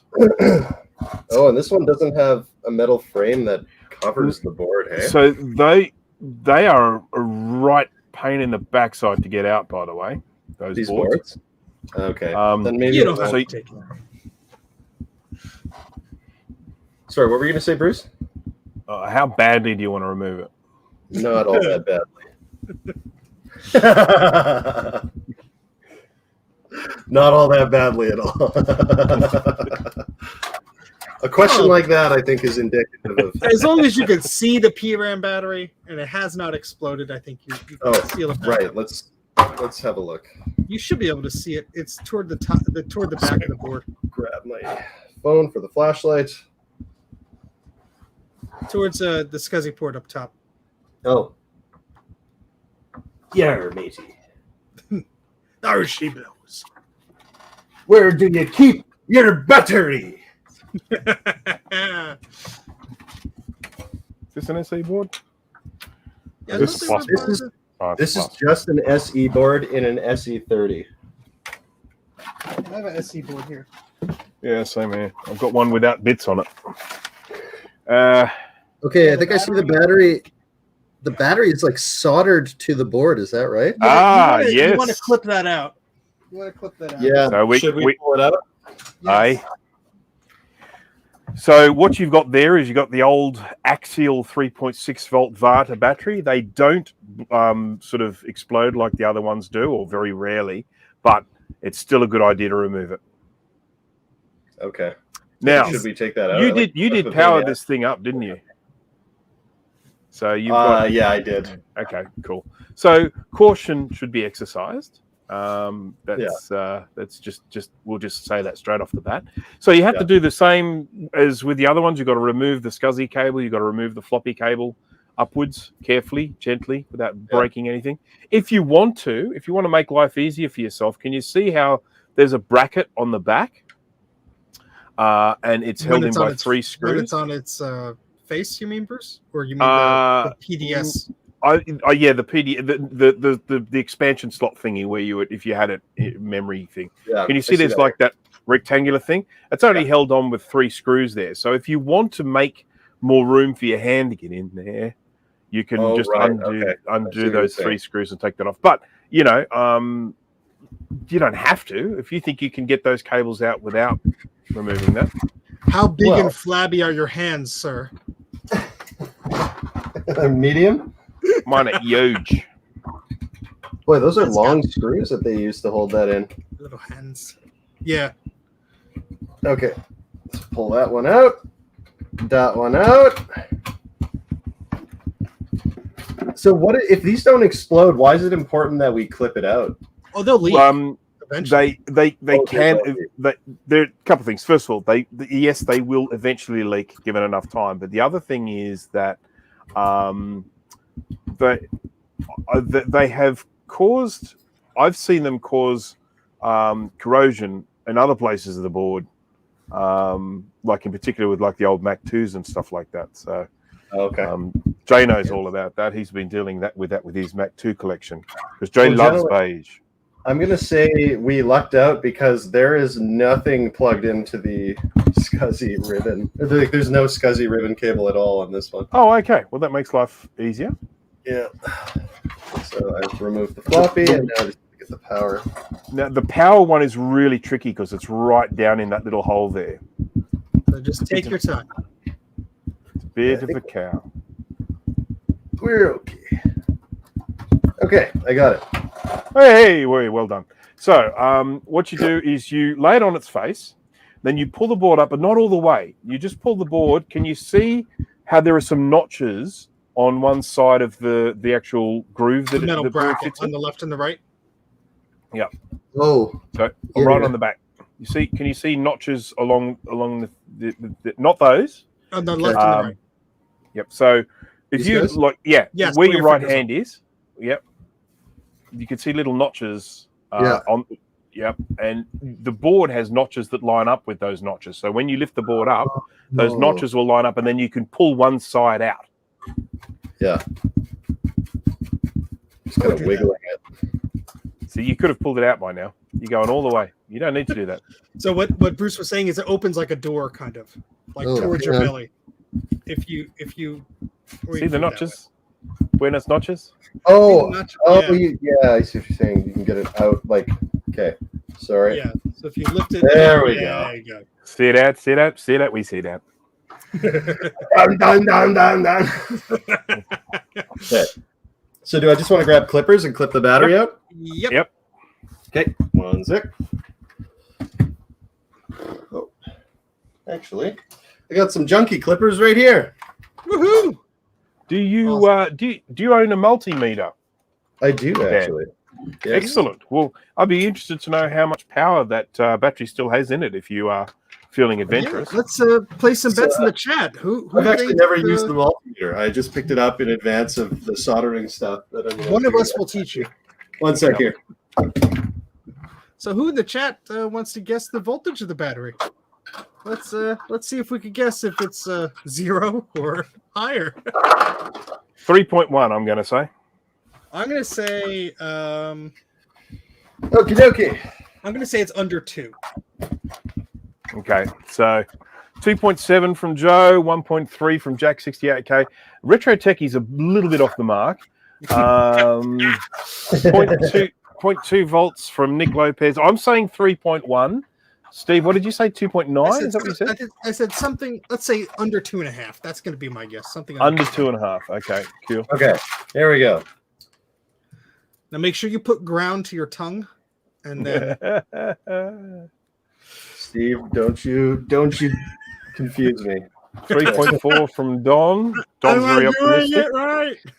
Mr. Macintosh, 2.5. Okay.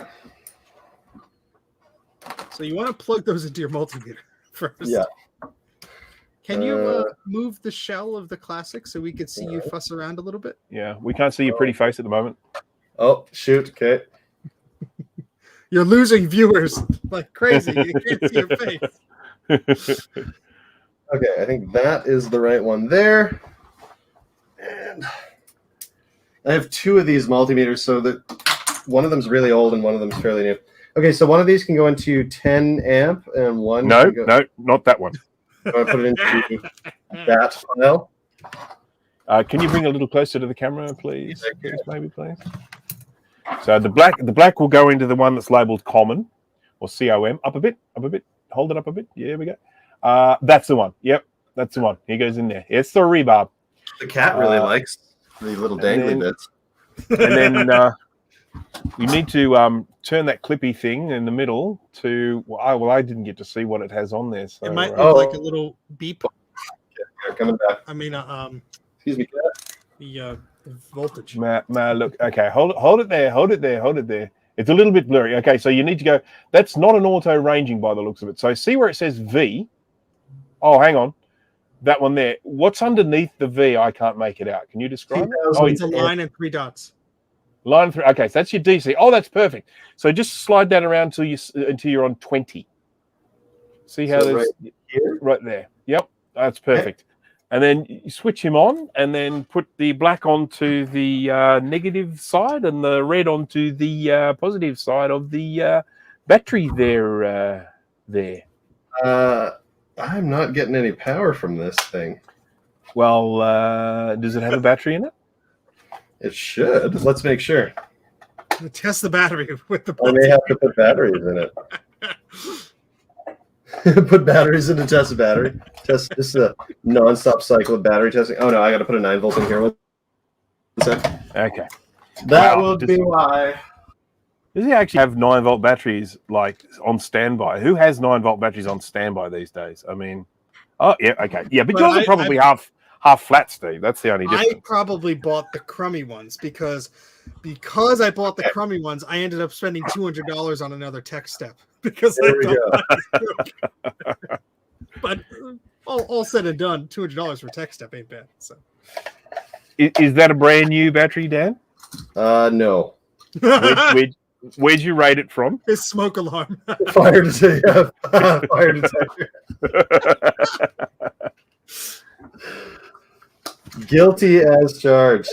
Dan's house is going to burn down directly after the stream. We didn't see it coming. Who could have known? It's impossible to have guessed this. Safety, folks. Safety first. We are golden. Sweet. So I'll put one on my nipple. Yes, each nipple. Okay. It says too hot. So red on positive, black on negative, right? See, that is correct. Still at 0. It's not changing at all, no matter where I touch. Well, that could be as flat as a tack then. So everyone was wrong. I said under. Yay! Yeah, I'm not getting anything. Well, I found a random one, so I can play along. Okay, let's put this biatch. Oh, I swore. Did you? Is that actually swearing? Well, it's certainly not considered swearing in this country. It's a Varta ER.5 AA. This one, and it's a solid 1.0. Oh, that made a real stink, actually. It loves you. That battery smells very bad. Holy God. Can you describe it like as if you were a wine taster? What are the? Has it got fruity notes? Like a chemical fire. Well,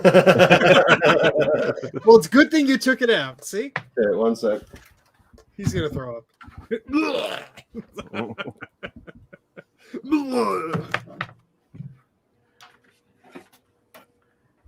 Quick shout out to Kai Robinson, who is the creator of the Macintosh SE Reloaded project. Here is a lovely SE Reloaded board, as you can see, completely free from me having done any work on it whatsoever.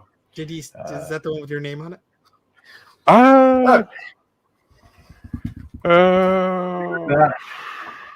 So let's slide this board in. No. Oh, that's the classic one I'm picking. Yeah, the classic one's got my name on it. Yep. Okay. You okay, Dan? Did you have to vomit?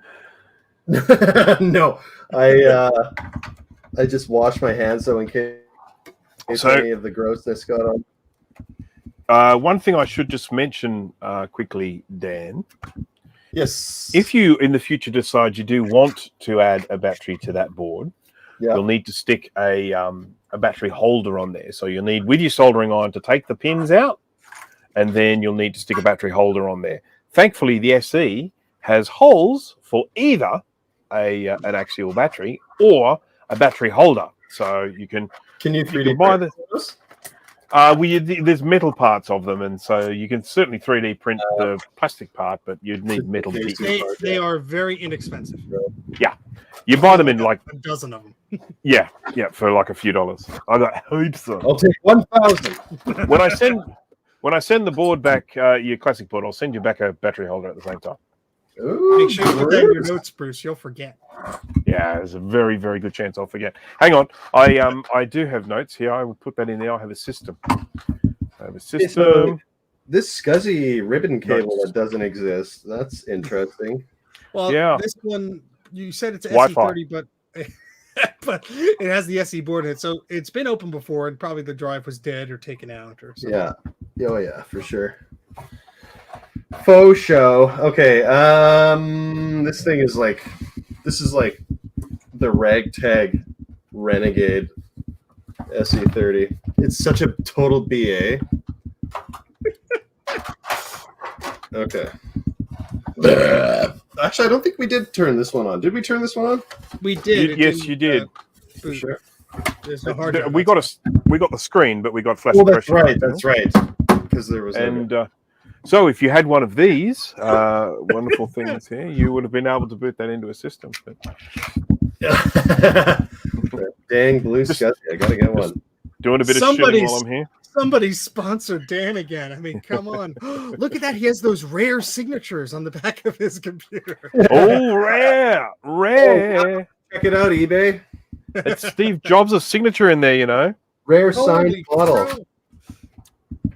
The poor guy whose signature is like completely obliterated by the PDS slot there. Mike has joined us in the chat. Hello to Mike from Mike's Mac Chat. You made it. Who did a live stream while I was asleep today, and then I got up and I thought I'd watch it, but it's disappeared for some reason.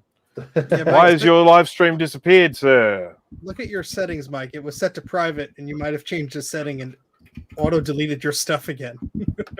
Let's hope not. Okay. That was a fun stream. Brackets are back on.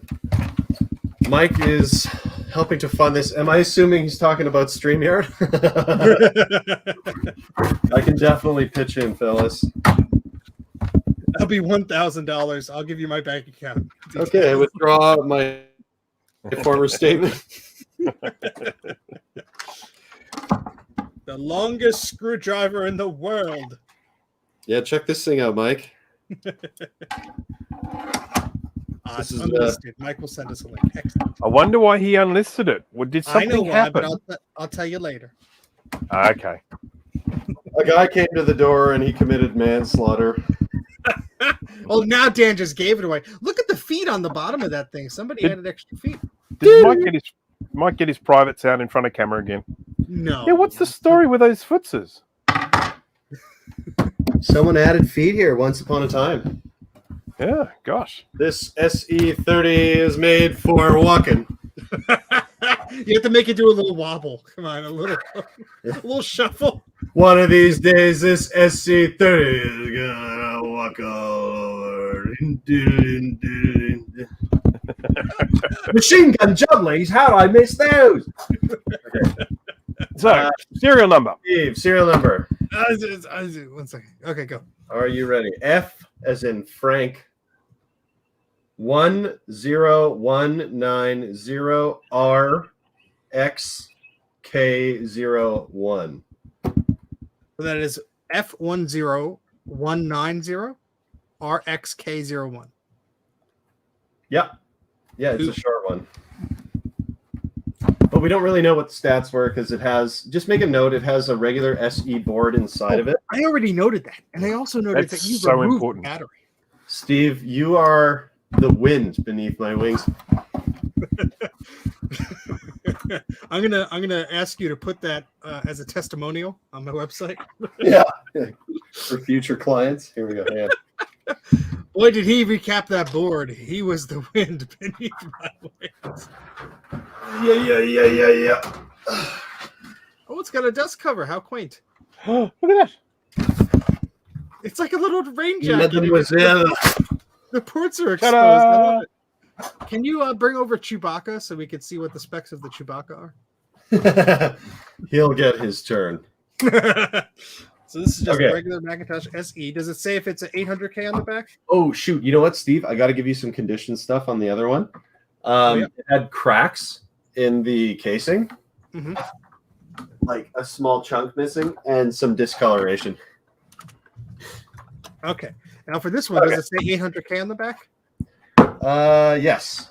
Okay. This is a Mac SE 800K. Yay! So this is 1 megabyte of RAM, 800K drive, 20 SC hard disk.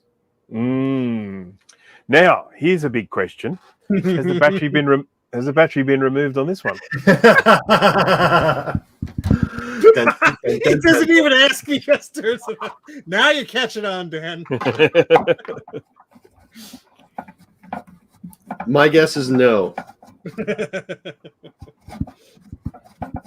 So there are a few different variations, just filling in some time here. There's a few different variations of the Macintosh SE logic board. There was one that actually had resistors on it that you had to clip if you wanted to install additional RAM on there. And then a later version of that replaced the resistors with a little riser type board with some jumpers on it. And then the even later version still had jumpers actually on the board itself. So just keep that in mind. If you are going to upgrade the RAM in your Macintosh SE, you do need to either adjust the jumper or I saw a video about that recently. That was really surprising. Although, is it if you upgrade it completely, you just remove the jumper entirely? Yes, that is correct, Amundo. Yes. So this is the SE Reloaded board that Kai Robinson designed, and he designed it based on the latest revision of SE. So it just has a jumper on here and nothing else for adjusting the RAM. Okay, another RFID shield. We're getting wrist deep in some Macs here. Wrist deep. Okay. How does it smell? Oh. No, the battery is Adam. also soldered on here. I'm sorry, what'd you say? Battery is soldered on in this one as Excellent. Well, you know the drill. Let's see if you learned. Let's not try and help. This one doesn't look like I can remove that back bracket. It looks like it's like... Some of them are riveted. Yeah. Riveted. Oh, for shiz. Okay, well, we will. I guess you'll just have to work around it. Either that or drill it out. But don't drill it out. You know what? I think this one's going to be way too big a pain. I bet you I could clip the battery out, though, without removing anything. Well, you could just put a note on it and just open it up another time. That's true. I'll make a note here that the battery must be removed. Is there a delay in the chat? Probably. What's the latency settings we have? I don't even know. Who set it up? Dan. Yeah, I set this up. I set up the StreamYard. But it's whatever his default YouTube settings were, so it might. Okay, so it could well be delayed. Yes. I hope not. That would suck. Well, I mean, it's only a few seconds. Yeah. Okay. Well, I am going to pack this one back up. I think we can turn it on and have a look, but I don't think I'm going to pull the battery on this one just because it's going to be a lot of work. Yep, no worries. I just made a note in the comment in the spreadsheet here. Did you put that note in there? Dan, too lazy to remove battery. Something like that. We gotta keep motoring. What's the price for later? Bruce, do you want to sing too? Sure. Tie me kangaroo down, sport. Tie me kangaroo down. How about that? Tie me kangaroo down, sport. Tie me kangaroo down. keep my cockatoo cool, curl. Keep my cockatoo cool. We went down 2 viewers. Come on. Apparently, Australian folk songs is their breaking point. I don't know if you noticed, but I have perfect pitch. Yes.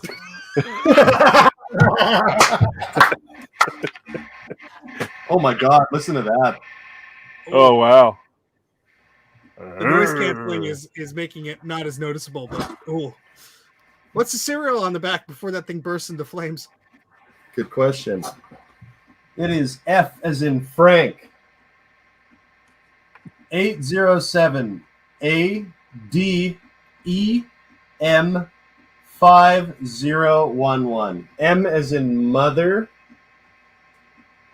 I got you loud and clear. Boy, this thing sounds terrible. Oh, and we're getting a dead drive. The display looks gorgeous, though. It's like really crisp. Gorgeous. It's so beautiful. Why don't you just marry it then, hey?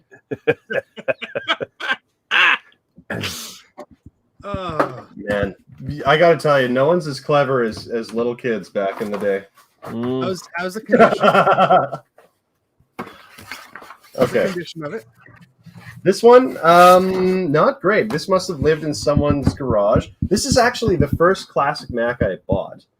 So I think it was fair condition.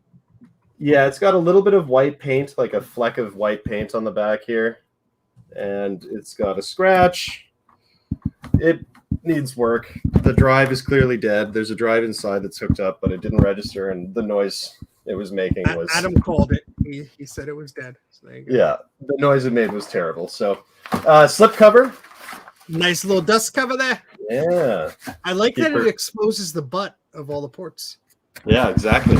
It's like easy access underwear. You know what I'm talking about? Oh, I know what you're talking about. The ones you were modeling for us before the kind of underwear you can still plug in. Okay, I'll be right back. Oh boy. So, okay, we're moving into the oldies with the goldies. What's up? Okay, that means this keyboard is no longer useful to us. No.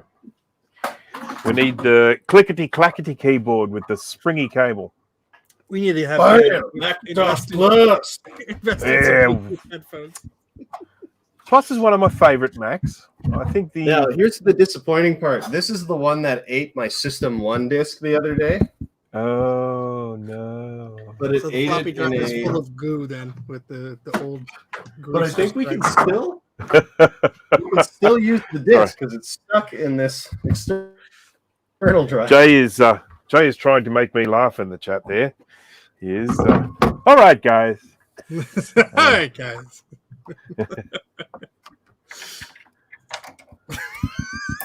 Steve, wait, what's going on here? Jay got threatened tonight? No, he didn't. He didn't really. Yeah. There was. I did a rather.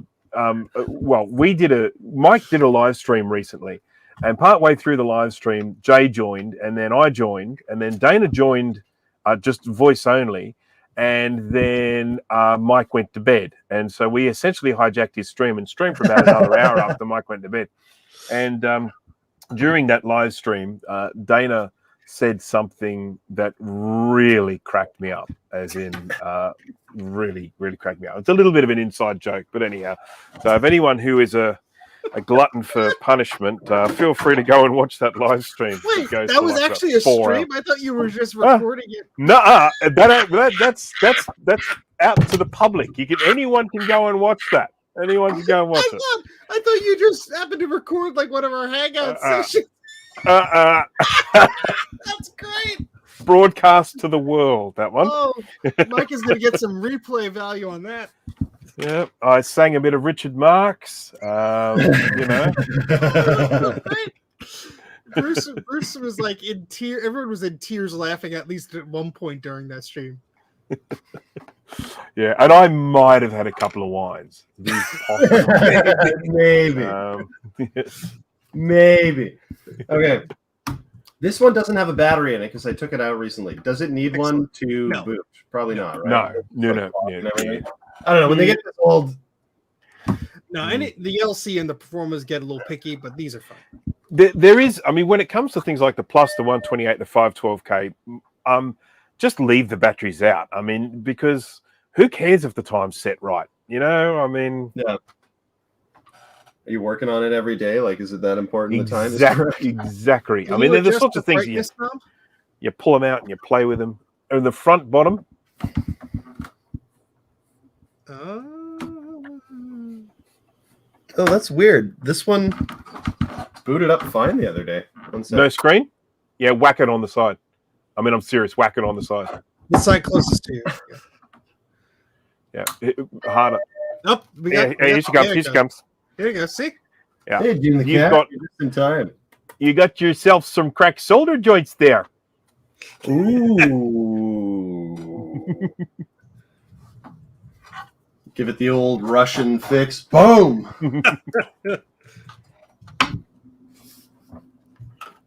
Okay, so it should boot into system one, because I think that's the disk that's in this drive. Come on, baby. Oh, yeah. Oh, yeah. Look at that. Oh, yeah. Before the cat puts its rectum right on screen. Cats are good at that. It's like their favorite thing to do. Look at the art. Very crisp. Hardly any scan lines. Oh, my God. So you got the flickery thing there? Yeah. Oh, yeah. Yeah. I see it jumping up and down. Yeah. That's your cracked solder. Go to about. Let's see how much memory's in it. Quick. Oh, this is before System 1 doesn't tell you how much. Yeah. That's right. I was like, wait a second. Okay, I should just turn it off, right? Yeah. Oh, no, it'll probably get better as it warms up. Oh, okay. Yeah. I mean, there's nothing much. How do we even find out? Oh, I guess the stats are on the back? No, it just says it's a +1 meg. Oh, yeah, there you go. Yeah, but it might have more in it. It might have been upgraded. There's only one way to find out if it's been upgraded. Don't make them. How easy access is this one? It's the same as the other. About the same as the others, yeah. One extra screw, though. There's a screw under the battery. Is it worse than an SE, or is it better? It's better. There's heaps of room inside because there's no hard drive there. So it's like space galore. Okay. Well, let's shut this bad girl off. Well, you have which disk drive is the disk stuck in, the external or the internal? External. This one right here. That one right there. Unfortunately, get yourself a floppy MU. Floppy EMU. So the Plus had a SCSI port on the back, right? This was the first one with SCSI, or was it 512? Yes, this is the first one with SCSI. The 512 and the 128K have a disk drive port, which could be used for a very proprietary Apple external hard drive. But this was the first Macintosh with a SCSI port. Very cool. This here is a floppy EMU. Very, very handy things to have for the older Mac. There we go. Very good with the Apple IIe's and 2C's as well. I'm going to go get a snack.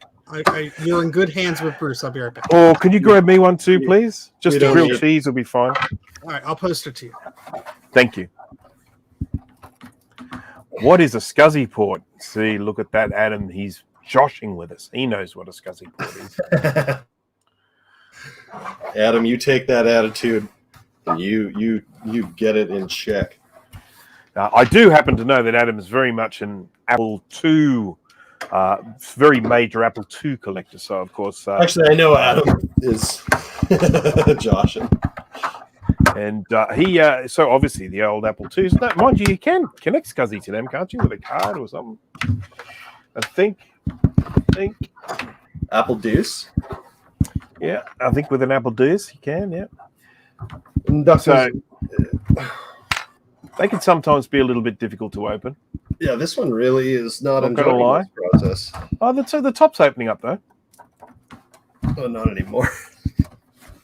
Now that I put it back down. Okay, there's the top. Yep. You got to stop biting your nails, because if you've got nails, they're a lot easier to open. They don't have to be like long ladies' nails or anything like that, but just what is it? Crude pus. Nicki Minaj nails? Yeah. Oh yeah. Sorry, I just threw up in my mouth. Nicki Minaj? Okay, let's try maybe wiggling it a bit.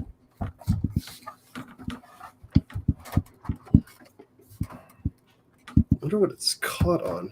It's just jammed. They just jam. They just really jam. Okay. Come on. Come on, man. Just trying to think. Can you use the trick with that? Can you use the trick on the bottom with those ones? You know, the little trick we had before? I can't remember. Oh, yeah, I wonder. Because the screw connects to the chassis, not to the back case. So you probably can, just with that one there and then there. Do both sides.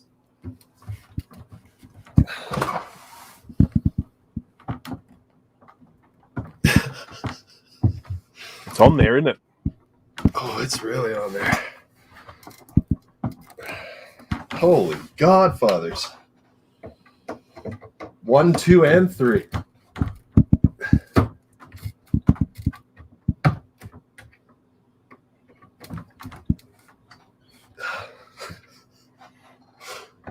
This is amazing.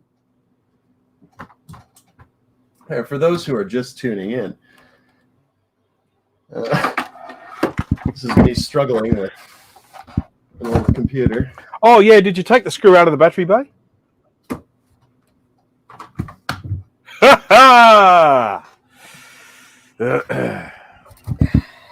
Thank you, Adam.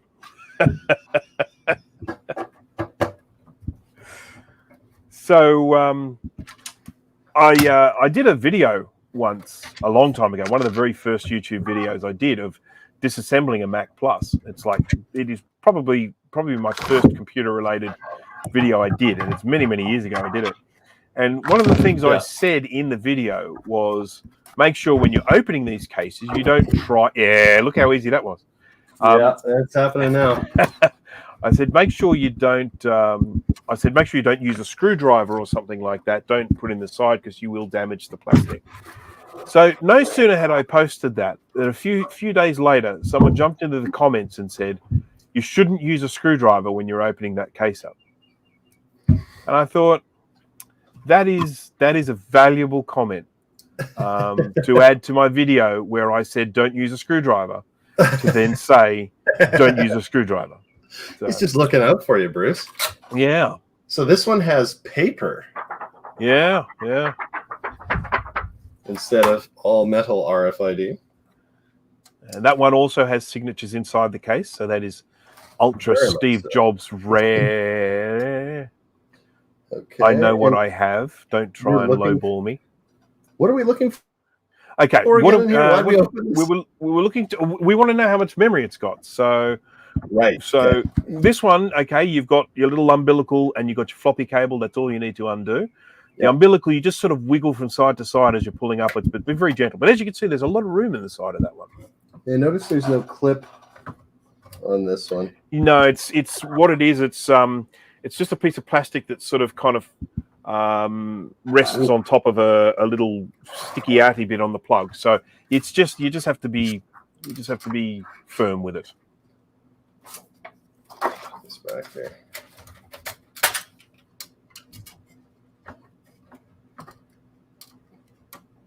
boy, this is a tough one to get out.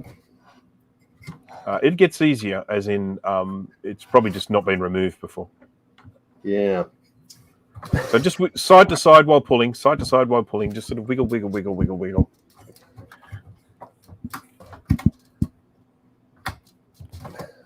I think there's a part here that says danger high voltage. It looks like friggin' Play-Doh. We did fire this one up, didn't we? Yes. Yeah, we did. We loaded the system. Yeah, so be careful inside there. I'm trying. Can I offer you a cookie, Dan? It's a cookie if you get it open. Come on. This is no easy task, fellas. Now you know why we make the big bucks, right, Bruce?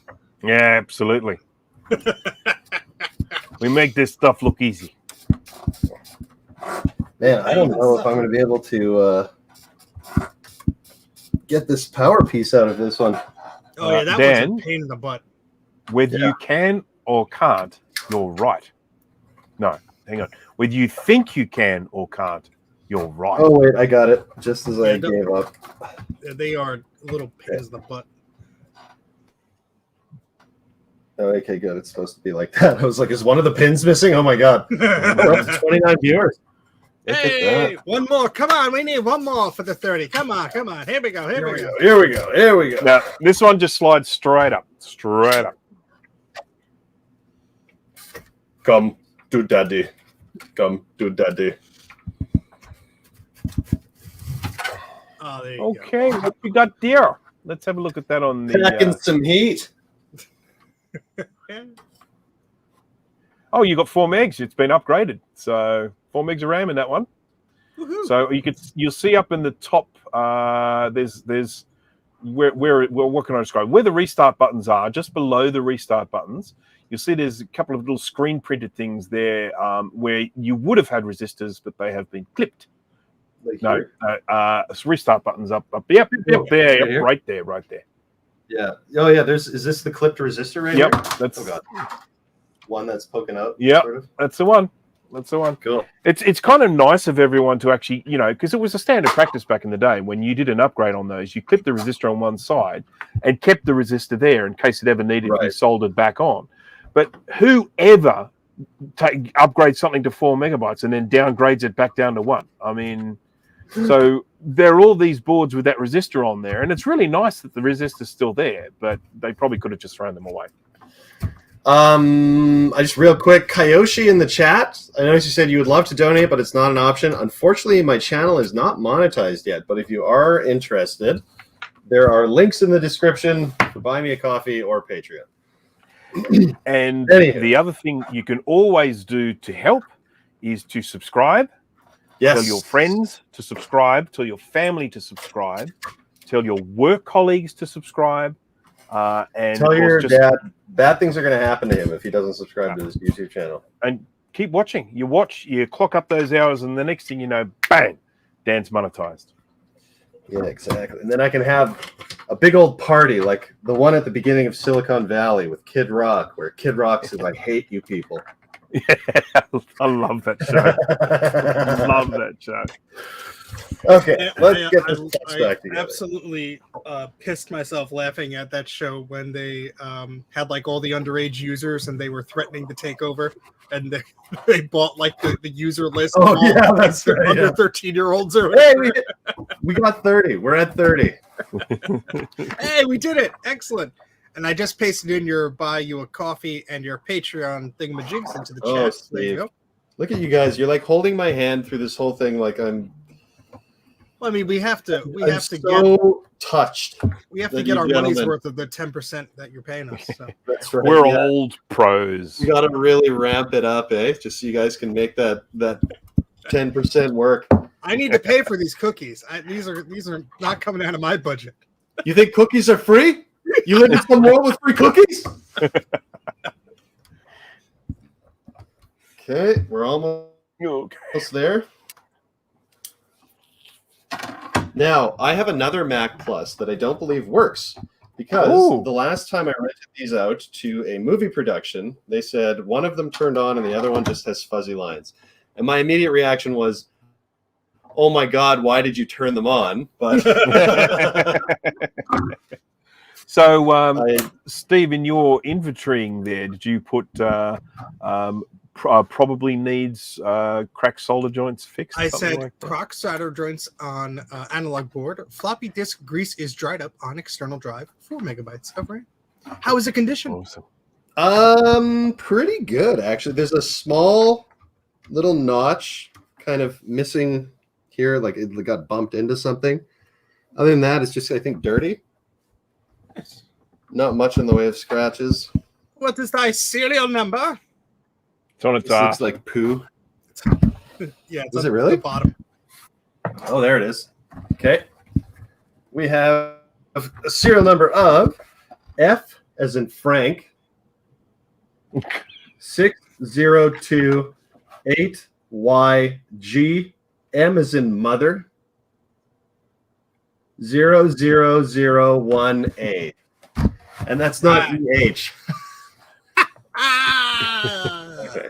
You know, Adam makes a very good point. We didn't check to see if there were reefers on the analog board. I'm sure there are. Yeah, probably. But anyhow, we know this one needs work on the analog board anyway, so that'll be a good opportunity to replace the reefer. This one, I should mention, is beige. The other one I have, platinum. It's platinum. Oh. Okay, I'll be right back. Better scuzzy. How many we got? We've got 31 people viewing at the moment. How about that? 32 by my count. Holy crap. 30, just went up to 32 then. Quick, Dan, do a dance. We're losing them.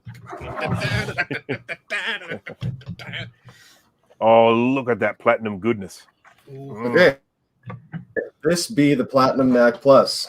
This one doesn't say 1 meg on the down to back. 31. Come on, Dan. What was it at? 32. Oh!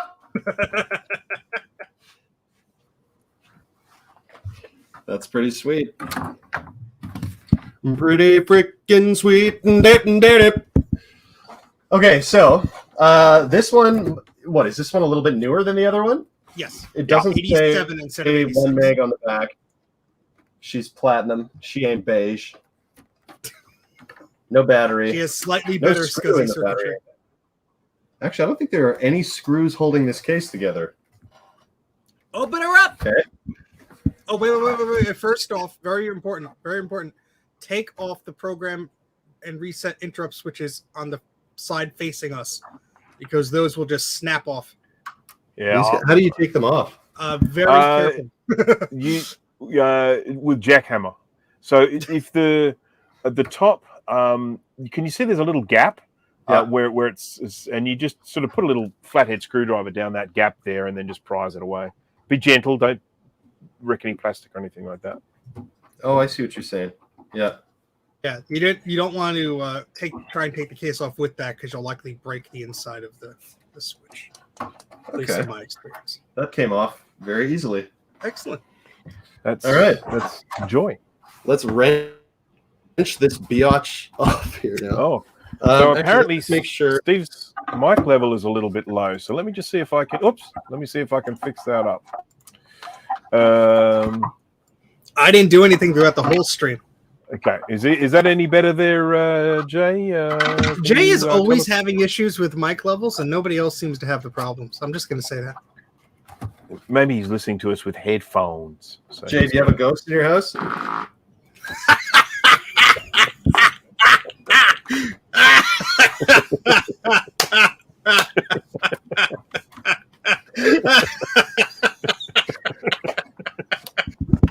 That was a mic check. That was a mic check. I might have a ghost in my house.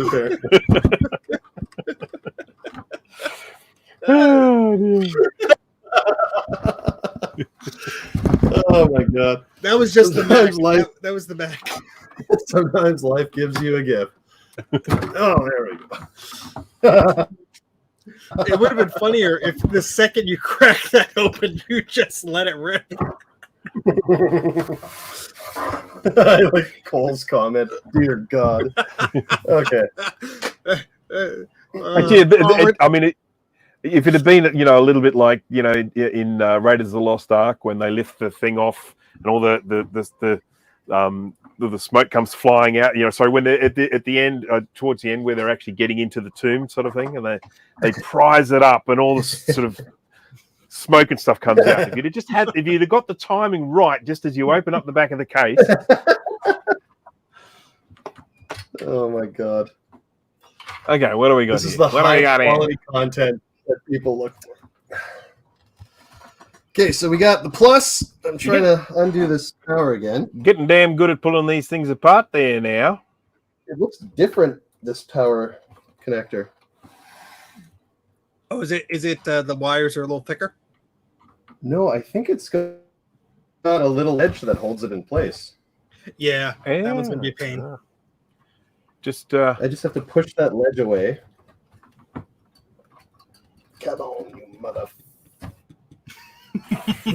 Fridge magnet. Mother fudge baker. Yeah, this one's going to be really hard to get off because it's like a little flat piece and then like a hook that goes over it, but it's the whole length of it. Yeah, those are fun. You can do it. We have faith in you. Yeah, we're not doing it, so we can just yell at you to do it. I don't think faith is really the the thing here that we need. I think it's just strength that I need. Come on. Are you yanking it by the cables? No. I do that. No, I'm grabbing the edges. You grab by the cables? You don't grab by the cables. I don't believe that for a second. Yeah, no, I do actually. So really? Yeah. They ain't going anywhere. Okay, like the Generally cables, speaking, they're very hard to break. I feel like they would want to go somewhere if you yanked on them. Okay, we're starting to get some progress here. Some progress. Oh my God. Oh, that didn't sound good. No.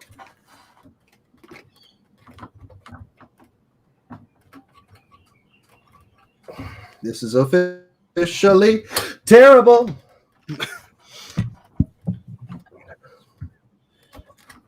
Come on. Oh my God. Just get past that one ridge. Just get past that one ridge over the hill and we're home free. Someone's gonna shoot you. Yeah, Adam McGee just said he pulls them by the cable as well. So just letting you know, it's not just me. Other people do it too. Really? Yeah. Pull them by the cable. I feel like this is some kind of like high level prank that you're pulling right now. If my office wasn't such a mess, my workshop wasn't such a mess, I'd grab a Mac Plus and show you. But no, I don't know where my Mac Plus is. Oh, my Mac Plus is in the house, so that's no use to us. Are you not in the house?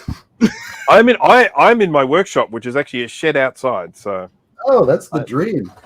Yeah, it's I'm looking out here into the garden, the beautiful trees, and the clothesline. And you need a camera pointing that way, Bruce, so we can see. Shouldn't I? Yeah, I got cameras going everywhere else. I've got cameras pointing straight down.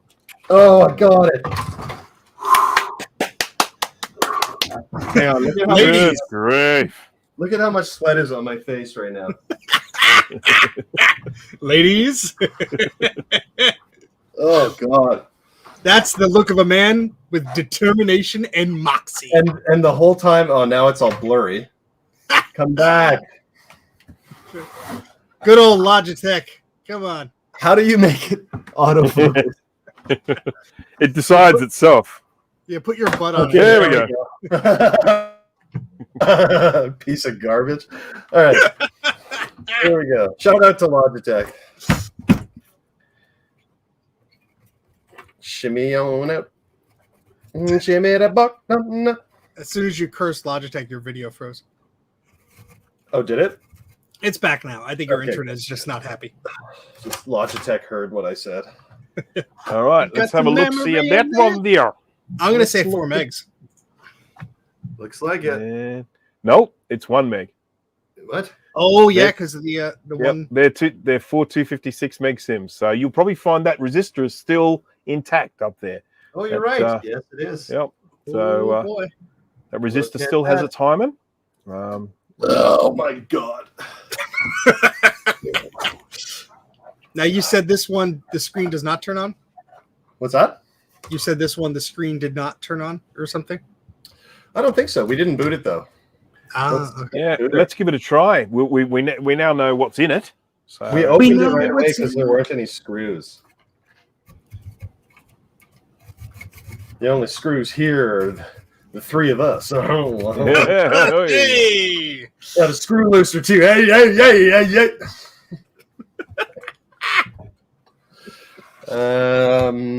Yeah, there wasn't any RFID. It's just riding solo. Oh, Alex Park, what did you miss? You missed everything. Everything. Oh my God. Well, I could go God, and you're look gonna at the list right now. We looked at You have to watch it all. an iBook G4, a Unibody 2009 plastic MacBook, a LC520, a Color Classic, another Color Classic, a Macintosh Classic, a Macintosh Classic 2, a Macintosh SE30 with imposter syndrome because it had a SE inside of it. We had a SE 800K, a Macintosh Plus Beige, and this is a Macintosh Plus Platinum. When you put it like that, we've actually done quite a lot. Yeah, it's been a fun 2.5 hours. So far, so good. Yeah, I was hoping we could go for another half hour because I think that'll take us right to the end of the 128. Well, you only paid us for 2.5. So Yeah, well, would you? I could top you up with nudes. okay, yeah, we're good. We're good. Okay, so plug in DOS keyboard, DOS mouse. The DOS. which I think is actually totally not necessary for this Mac, but that's all right. And DOS SCSI, or no, yes. Oh, no. Floppy. It's not SCSI at all. It's How a floppy. dare you? Okay. Hey! I was just my mouth this time, guys. Don't worry. I know, but it was funny. All right, here we go. Ready, ready, ready. Oh, it's ticking. Leave it on. So, you got some power issues there. Okay. Yeah, so that ticking sound is basically the sound of most probably a short to ground somewhere, and what's happening is the power supply is trying to switch on, and then it realizes it has a problem, then it switches itself off, and then it tries again and off and in and off, and so it just goes tick tick tick tick. Yeah. So definitely repairable, but yeah, that's that one. It's an advanced project. Yeah. Maybe not for this cowboy. Okay. So let's get the serial number at least. Yep. This one will be on the booty too, or what? On the bottom. Dat booty. Okay. E as in elongate. Hey. 020263 M as in mother. 5880. Oh damn. So this one has no screws. No screws. Not at all. No screws. And a power supply that wanted to have it all and threw it all away. Alex Park has just mentioned she has got 720p output on her OBS. I watched a live stream of hers the other day in 360p, and I'm very pleased to hear that she's now got 720p. Oh, nice. Wonderful. What are we outputting at? I have no idea. 1080. I just don't know anything. Okay, here we go. Next machine is a 512K, baby. Woo! My first one. I picked this up only recently, so this is very exciting. Now, one of the really interesting things about the 512, sorry to just hijack you there for a second there, Dan. Sorry about that. But there was the 512K, and a little bit later on there was the 512KE, and the E has an 800K floppy drive rather than a 400K. And interestingly, a lot of the 512s were upgraded without people necessarily knowing that. So often you can end up buying a 512, you open it up and you find out you've actually got a 512E. So it'll be interesting to see what this one is. A 512KE with the box coming to me fairly soon. That is, I hate to tell you this, Dan, but that's a 512KE. I can tell from the floppy drive in front. It's an 800K floppy drive. It's an M0001E on the back. Yeah. So is that that's no. It's rare? Look, it is less rare. Well, I shouldn't say that. Wait till you see my 128s, though. I'm pretty sure they're like completely original. The Biz. So those ones are still very, very, very collectible, but you just have to keep in mind that if you were planning to sell it one day, that you do list it as a 512KE, because if someone expects a 512 and they get an E, they're likely to get upset with you. Well, hopefully the 512KE is more capable. So. It Does is. it have a better ROM? I don't know. I think it does have a slightly upgraded ROM because probably sometimes that was like the culprit of like it would or would not work on this system. I have to look that up. Oh wait, I didn't even plug power in. But but in my opinion, the 800K drive is a much better drive to have in there than the 400K. The 400Ks are a clunky old piece of stuff. So the 512KE has the 800K disk drive and the 128K of ROM that was used in the Mac Plus. So it does have a better ROM. So that's why a lot of the stuff where the Mac Plus is the minimum, if it's not memory intensive, you can run it under 512KE. Okay, here we are running 1.1. Again, we're not going to get any information from this. We don't need to know how much RAM is in it because we know. Yeah. Unless there's some weird upgrade inside, but we'll assume this is true. This is true. We're opening this one up as well.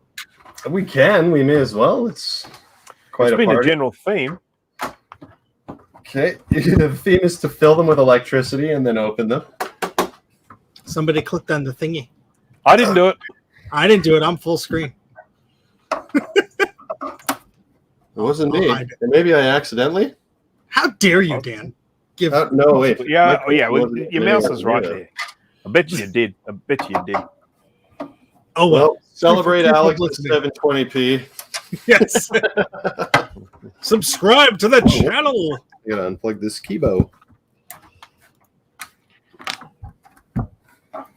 Dun, dun, dun, dun, dun, dun, dun, dun.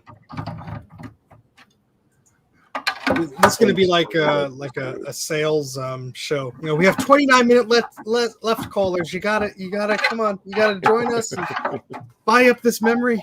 I want it to be like a telethon. Come on, pledge those dollars. The lines are open. You gotta call through.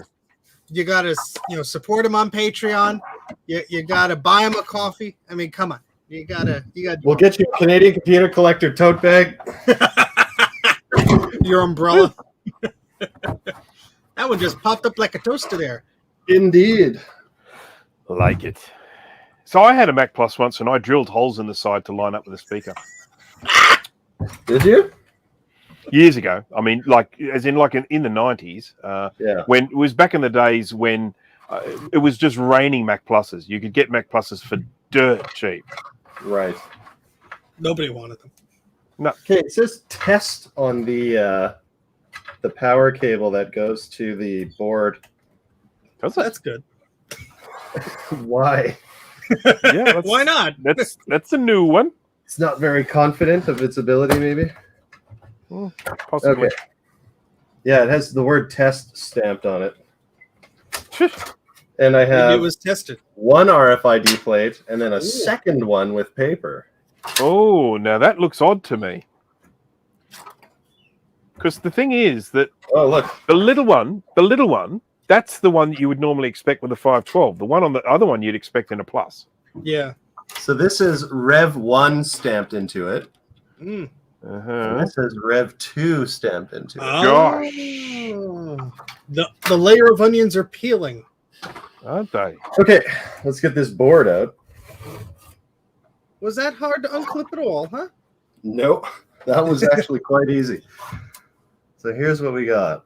Okay, no upgrades. That's just all stock standard. There you go. Now what? You gotta love the old school Macintosh. I love that. Now, is there a copyright date on there? Copyright date 1983-84. There you go. Very cute. So and can we just have a little look at the inside of that? Oh yeah, absolutely. Just very, very quickly up there. Just turn its little butt. Easy, Steve. Hey. Okay, yep. So we can easily see that that's an 800K. And can I also have a quick little look at the analog board front? So if you just swivel it to your left, that's the way. Yes, thank you. Oh, you know, reefers in there. Yep, you've got what are they, polypropylene caps in there, so you don't need to replace reefers. So that's fantastic. This looks like don't touch a revolver. So that's the flyback transformer. That's the thing that can kill you. It wouldn't really kill you, but it would really hurt. But the good thing is you've got the later revision of that flyback. The earlier versions of the 128s and 512s had a smaller flyback, which was totally incapable of the job. So that's a good thing. It's all good things there. Okay. I just like you were so close to touching it. I'm like, how good would it have been to catch it on a live stream though? Oh my god. You're flying across the screen. And Dan was never the same again. Yeah. It's always shaking all the time. This was not going to shock me like the last one. You guys promised. Is that a Canadian thing? Is that how you stay warm? Okay. Now let's gently plug power back in. So did the back of the case say 512KE? It does. It doesn't say 512KE, but it says M001E. Okay. Yeah, so this is an upgraded one, I would assume, because the one that I've seen has, let me rephrase this. A lot of the 512KEs I've seen actually say on the badge, the colorful badge, you'll say 512KE. So that may explain why you have two of those metal things, because it has been upgraded and somebody just, put the other one on. Yeah. Oh, probably, yeah. Well, it doesn't say E on the badging. Mm-hmm. Okay. Well, the serial number is under the lip by the knob for the brightness, so we'll be able under to the computer's figure that out. chin. Yeah, I refer to them. Yep. There's the up. There we go. Yep. Okay, serial number. Oh, it's on the chin of the computer. It's on the chin by the knob. Right. So when you put it all together, we'll look at it. Okie dokie. Okie dokie. Oh, and look, guys, there's signatures in here. Oh my God! It must be finding all these rare signatures. So, what sort of prices are 512s going for in Canadian land there, Dan? Okay, I got a good deal on this one because it was sold by a local eBayer who sells things in US dollars, and I think I paid 61 US dollars for this. Oh my goodness! Did it come with the keyboard? No. Okay, good, because otherwise I'd have to murder you. Yeah. No, I mean, it did not come with a keyboard. No. That would go for probably I would say probably $500+ here in Australia. It's missing a battery door. Possibly more. Yeah, well, print one of those. You can always 3D print those. Wait till you guys see these 128Ks. You're going to be absolutely pissed at what I paid for them. You have us for 23 more minutes. You're going to be furious. Yeah, let's get the first one. Wait, what's the chin? What's the chin? Oh, that's right. That's right. You silly boy, you. Check the Leno. Okay, F as in Frank. 61839 BM 0001E. Did you say BM? Yes, I did. I like how your Frank pauses are becoming more elongated with that serial number. Okay. And on to the 128s, baby. Boo! How many of these babies do you have? I have dose. Ooh. Shivers. So these both came from the same guy.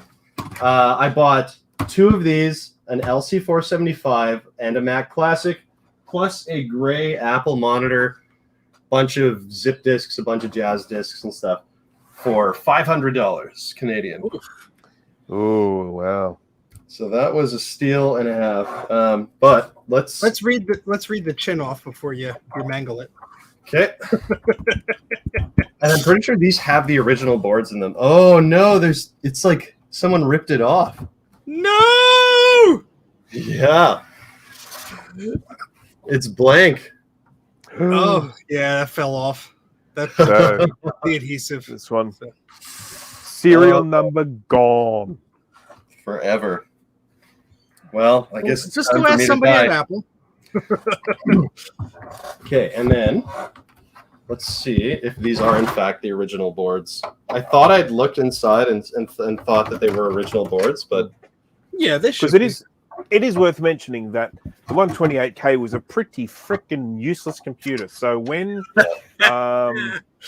Apple actually made the offer that people could actually get them upgraded to 512s or later on into Mac Pluses, for quite a reasonable amount of money, a lot of people did it. So a lot of those original Macs, of course, if you got it upgraded to a Plus, you had to get the back replaced because the holes are different.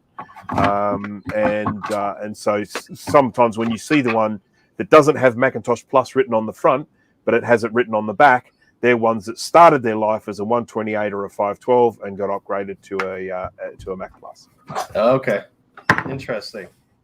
And was the Plus the highest you could go on those upgrades? Yeah, because the next compact Mac to be released after that was the SE, and they were very different inside. Did you undo the one by the bat? Okay. Yeah, you done that. You done that. I wasn't paying attention. Okay, so let's see if this is one of the small flybacks or one of the big flybacks. Oh, that's the original. That's your floppy drive. That's the original flyback, and you've definitely got a reefer on there. I can see the reefer from here. Oh yeah.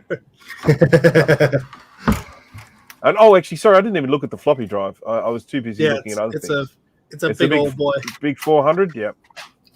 Oh yeah, that's a big one. Okay. It's a big boy. When the moon is a pie. Worth mentioning there also that with those 400K drives, when the grease on them gets all dried out, it quite literally feels like they are like completely seized beyond any sort of movement. They feel like something is actually like jammed in there, but it is just the grease dried up. So they need a lot of TLC and cleaning. Interesting. It's a really dehydrated grease. Interesting thing.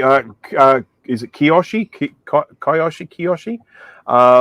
Who is asking about the SE30 doing 128 megabytes? What you have to remember is the SE30 was effectively, I think it was a 2CX. So by that stage, Apple had been producing modular Macs. They'd produced the Mac 2, they'd produced the 2X, they'd done the obviously 2CX, and I think 2CI as well. And what they effectively did was they took one of those larger, more powerful modular Macs and condensed it down into a compact Mac and made the SE30. So the SE30 came from a very different lineage, which is why it has different RAM limits to all those other ones. Okay, here we go. What's the differentiator again to know it's an original board? Is it the 630-0101? On the side, let's have a look-see here. Oh, yeah, look at the old logo. That's a giveaway. Yeah, so later on, when they were doing 128s and 512s, they would actually have it written on the side, 128 or 512, and the 512 would be circled or whatever. But another way I can tell you is just see those the chips down the bottom with an Apple logo on them. There's a whole stack of them down the bottom. They've got an Apple logo on those chips. Oh, there's so much stuff. Yeah. Can you see is those? Is that a resistor net just floating around there? No, I think these guys. I think the one. I think he's actually got stuff hanging off him, possibly. Which is what you talking about? So Okay, so just very quickly, do you mind just reading me? Yeah, could you just read me a code off one of those? MT4264. Yep. Okay. Cool. Yep. That's a 128K for sure. Wicked. Now, yeah, the copyright date is 83 on the board. Now, what was that, Bruce? It looked like a resistor net, just the yellow thing, just like hanging. I or think is that it's a yeah. I think it's a bodge job. Yeah, Am it's I a bodge looking? job. I think I know what I'm looking at, or what you're looking at. Sorry, do you mean right here? Yeah, that's I'll it. bring Can it you up raise higher the so board? you can see. A bit higher. Yeah, there you go. Yeah, that's a bodge job. Because that looks like one of these guys. Yeah, resistor net. Yeah. I know those all too well. They are referred to as a Bourne's resistor. They're a resistor that just sort of woke up and couldn't remember who they were, and then turns out to be like a government agent.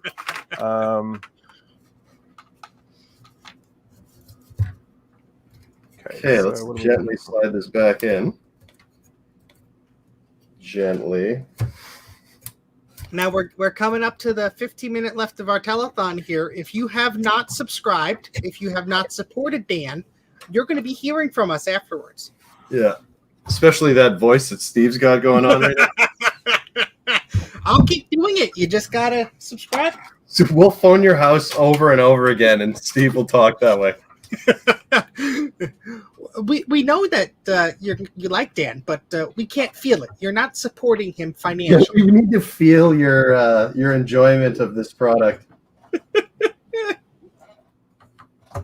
Okay, power's back in, floppy's back in, and this has the red ribbon cable floppy. Oh boy! Ribbon cable, rather. Okay, and put this back together. Should we turn it on? Does she turn you on? Or did we turn it on? No, we didn't. We did not. No. Just be warned that those little RAM chips that we were looking at with the little Apple logo on them, they are notorious for failing. Oh, really? Yeah. Okay. So are we saying turning it on might not be a good idea? No, not at all. It's just set your expectations for it not to work. That's all. Oh, okay. Woo. Okay, we're in place. That was a little freaky. You know what I mean?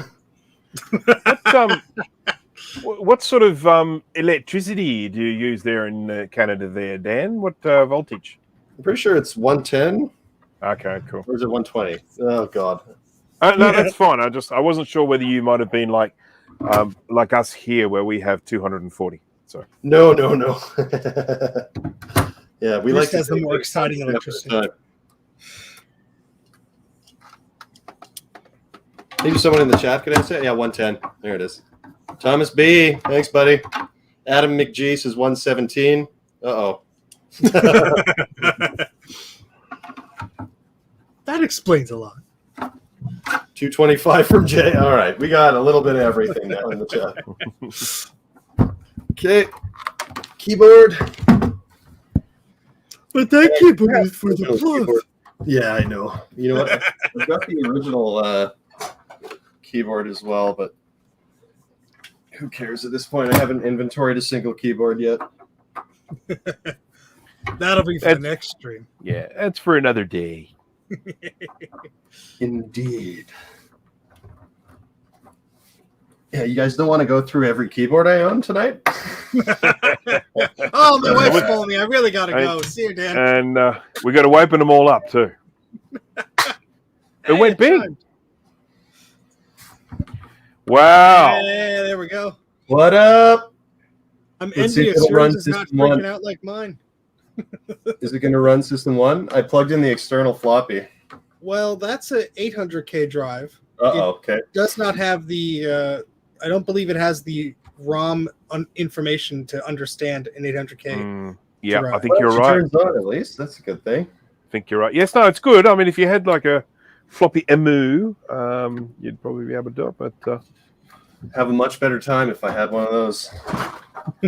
Hey, don't forget the keyboard.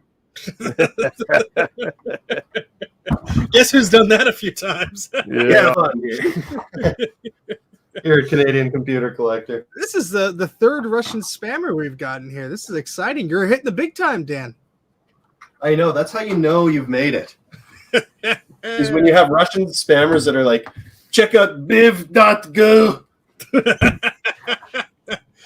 But the thumbs down for me are the moment you know you've made it. When people start going out of their way to do thumbs down on your video. Oh, okay. I just You don't got look the at that haters. stuff anymore. Oh, hang on. We need a micro driver. Okay, so this is the last machine that we're going to do tonight. This is my final 128K. This one is far more yellow than the other. Okay. And it also has a missing chunk from the battery door. Yeah, so How was the condition on the other one? other one was amazing.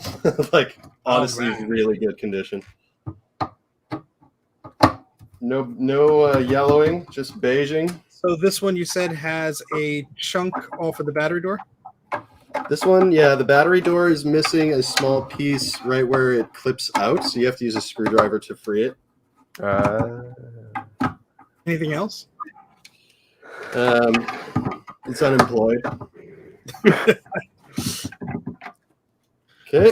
And generally has low self-esteem. Oh, it's got an Apple sticker. It's got an Apple sticker on the top. The value went up. You should say the other 128K. Another part of that one is what was I gonna say? So do we have the serial on this one? Does this have a serial number sticker on it, Dan? Oh, original board. I don't know if you probably already wrote that. Oh yeah. down. Now Okay, serial. yeah. This one has a serial number. Okay. F is in Frank.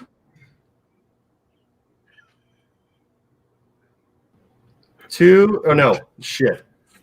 Darn. Okay, F42646BXM0001. Excelente. That's an earlier one. If I recognize my serial numbers better. Do you? I probably don't. Okay. Well, never mind then. Let's go to that. There's a decoder that's just for those early ones, and I'm going to decode it. And yours was the 5,029th manufactured during the 26th week of 1984 in Fremont, California. Fascinating stuff. And let's look up the 512K while we're at it. Yes. Interestingly enough, Adam McGee has been saying continually in the live stream that F does actually stand for Fremont, not for Frank. Yes. And the 512K E that you have was the 3,850 3785, whatever, manufactured during the 18th week of 1986. Ooh, There you go. Juicy. So the plus was already on sale, I think, at that point. Oh no, the 18th week. Maybe not. Okay, we are back at her. Bert Baccarat at her. Flyback transformer inspection. Okay, She's got the reefers. Yep. That's another little one, and we've also got the reefers. So yes, sirree. Yes, So sirree. far, so good. You don't have to take the board out if you want. I mean, Yes, you do. Yes, you do. Doing the reefers. I'll remember that, Bruce. I'll remember that. Steve, you don't want to go home yet, do you? Where am I? I'm just gonna fall asleep here. Final machine of the night. Oh, it's got a little plastic thing on the bottom of the board. Yeah, the little rubber foot. A foot. Yeah, your other one had yeah. that too, I think. That's a foot. quite That's for normal. good luck. Quite normal. That's good luck. So basically, oh, this one is a little bit different. Yes, I see. So, can you raise it up just a tiny bit? Yeah. Okay. Yeah. Okay. Same bodge. Okay. All right. Can you? Okay. Can you have a look at the codes on those chips again, please? Yeah. These are Apple branded, but they are different. Yeah. What's so the these CAD? are a HM4864P-3. Okay, let me just check something here. So 4864. Yeah, 4864P. Yeah, these are the RAM chips, right? Yeah. Yeah. And that's a ceramic CPU. Oh yeah, look at that. Apple 83.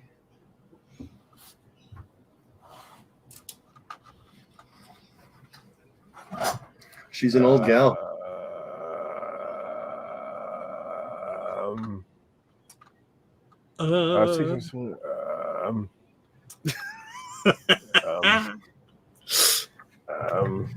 We get loopy about the 3-hour mark.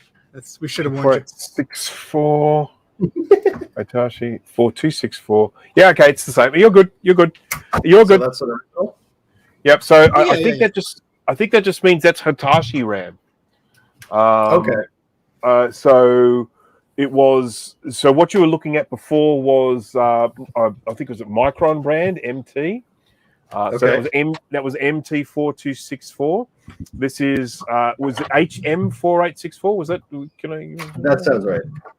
Yeah. So that's HM4864P. Yeah. So that's Hitachi, but it is still the same size chip, which means that it is definitely a 128K mark. So awesome. So both of these guys were not upgraded. Correct. Yeah.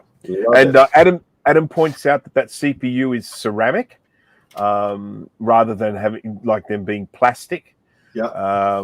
And which you did see. And of course, if you look at say the more modern 68040 chip, which I have here, that's that ceramic stuff. Don't ever try and drill a hole in this stuff. You will just go through drill bits. It's wicked. How'd you figure that out, Bruce? Yes, Adam McGee also makes another really important point. These RAM chips that are in the 128K, they are the same RAM chips that were used in the Apple IIe and Apple IIc.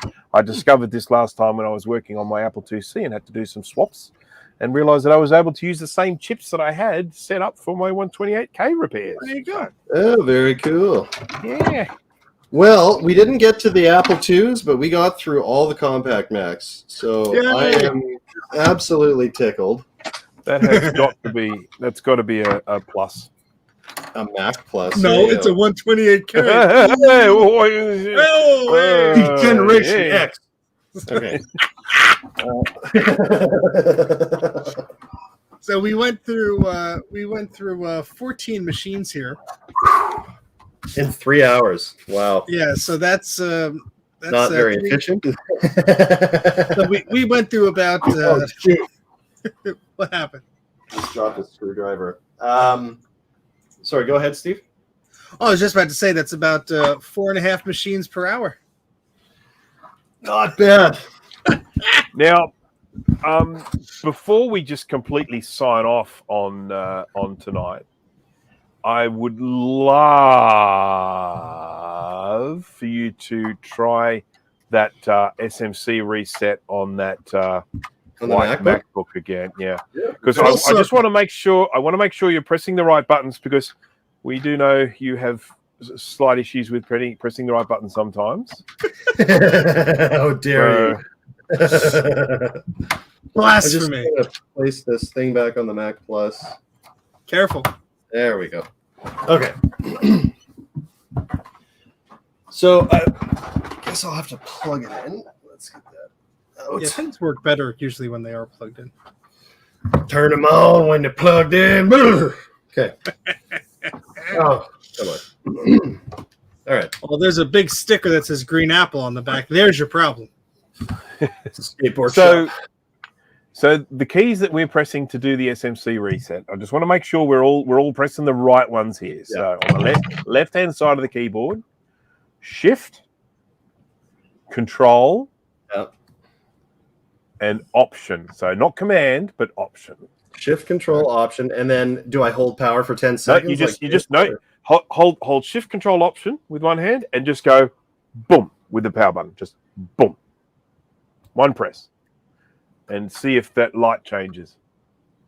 Does it go from orange to green and then back to orange again? Well, how? Okay. You know what? You know what might be the problem here with this here? Your keyboard could be stuffed. So the power button's not registering a press. Now, there's an easy way to test, well, easy-ish way to test that. We're not going to do it now, of course, but you could take the base off, you can take the bottom cover off, and there are actually a couple of little exposed bits of like little metal pads on the logic board where you just get like a pair of tweezers or something and you join them together. So you just kind of, you bridge them together with some tweezers, and that actually works as an alternative power button. So.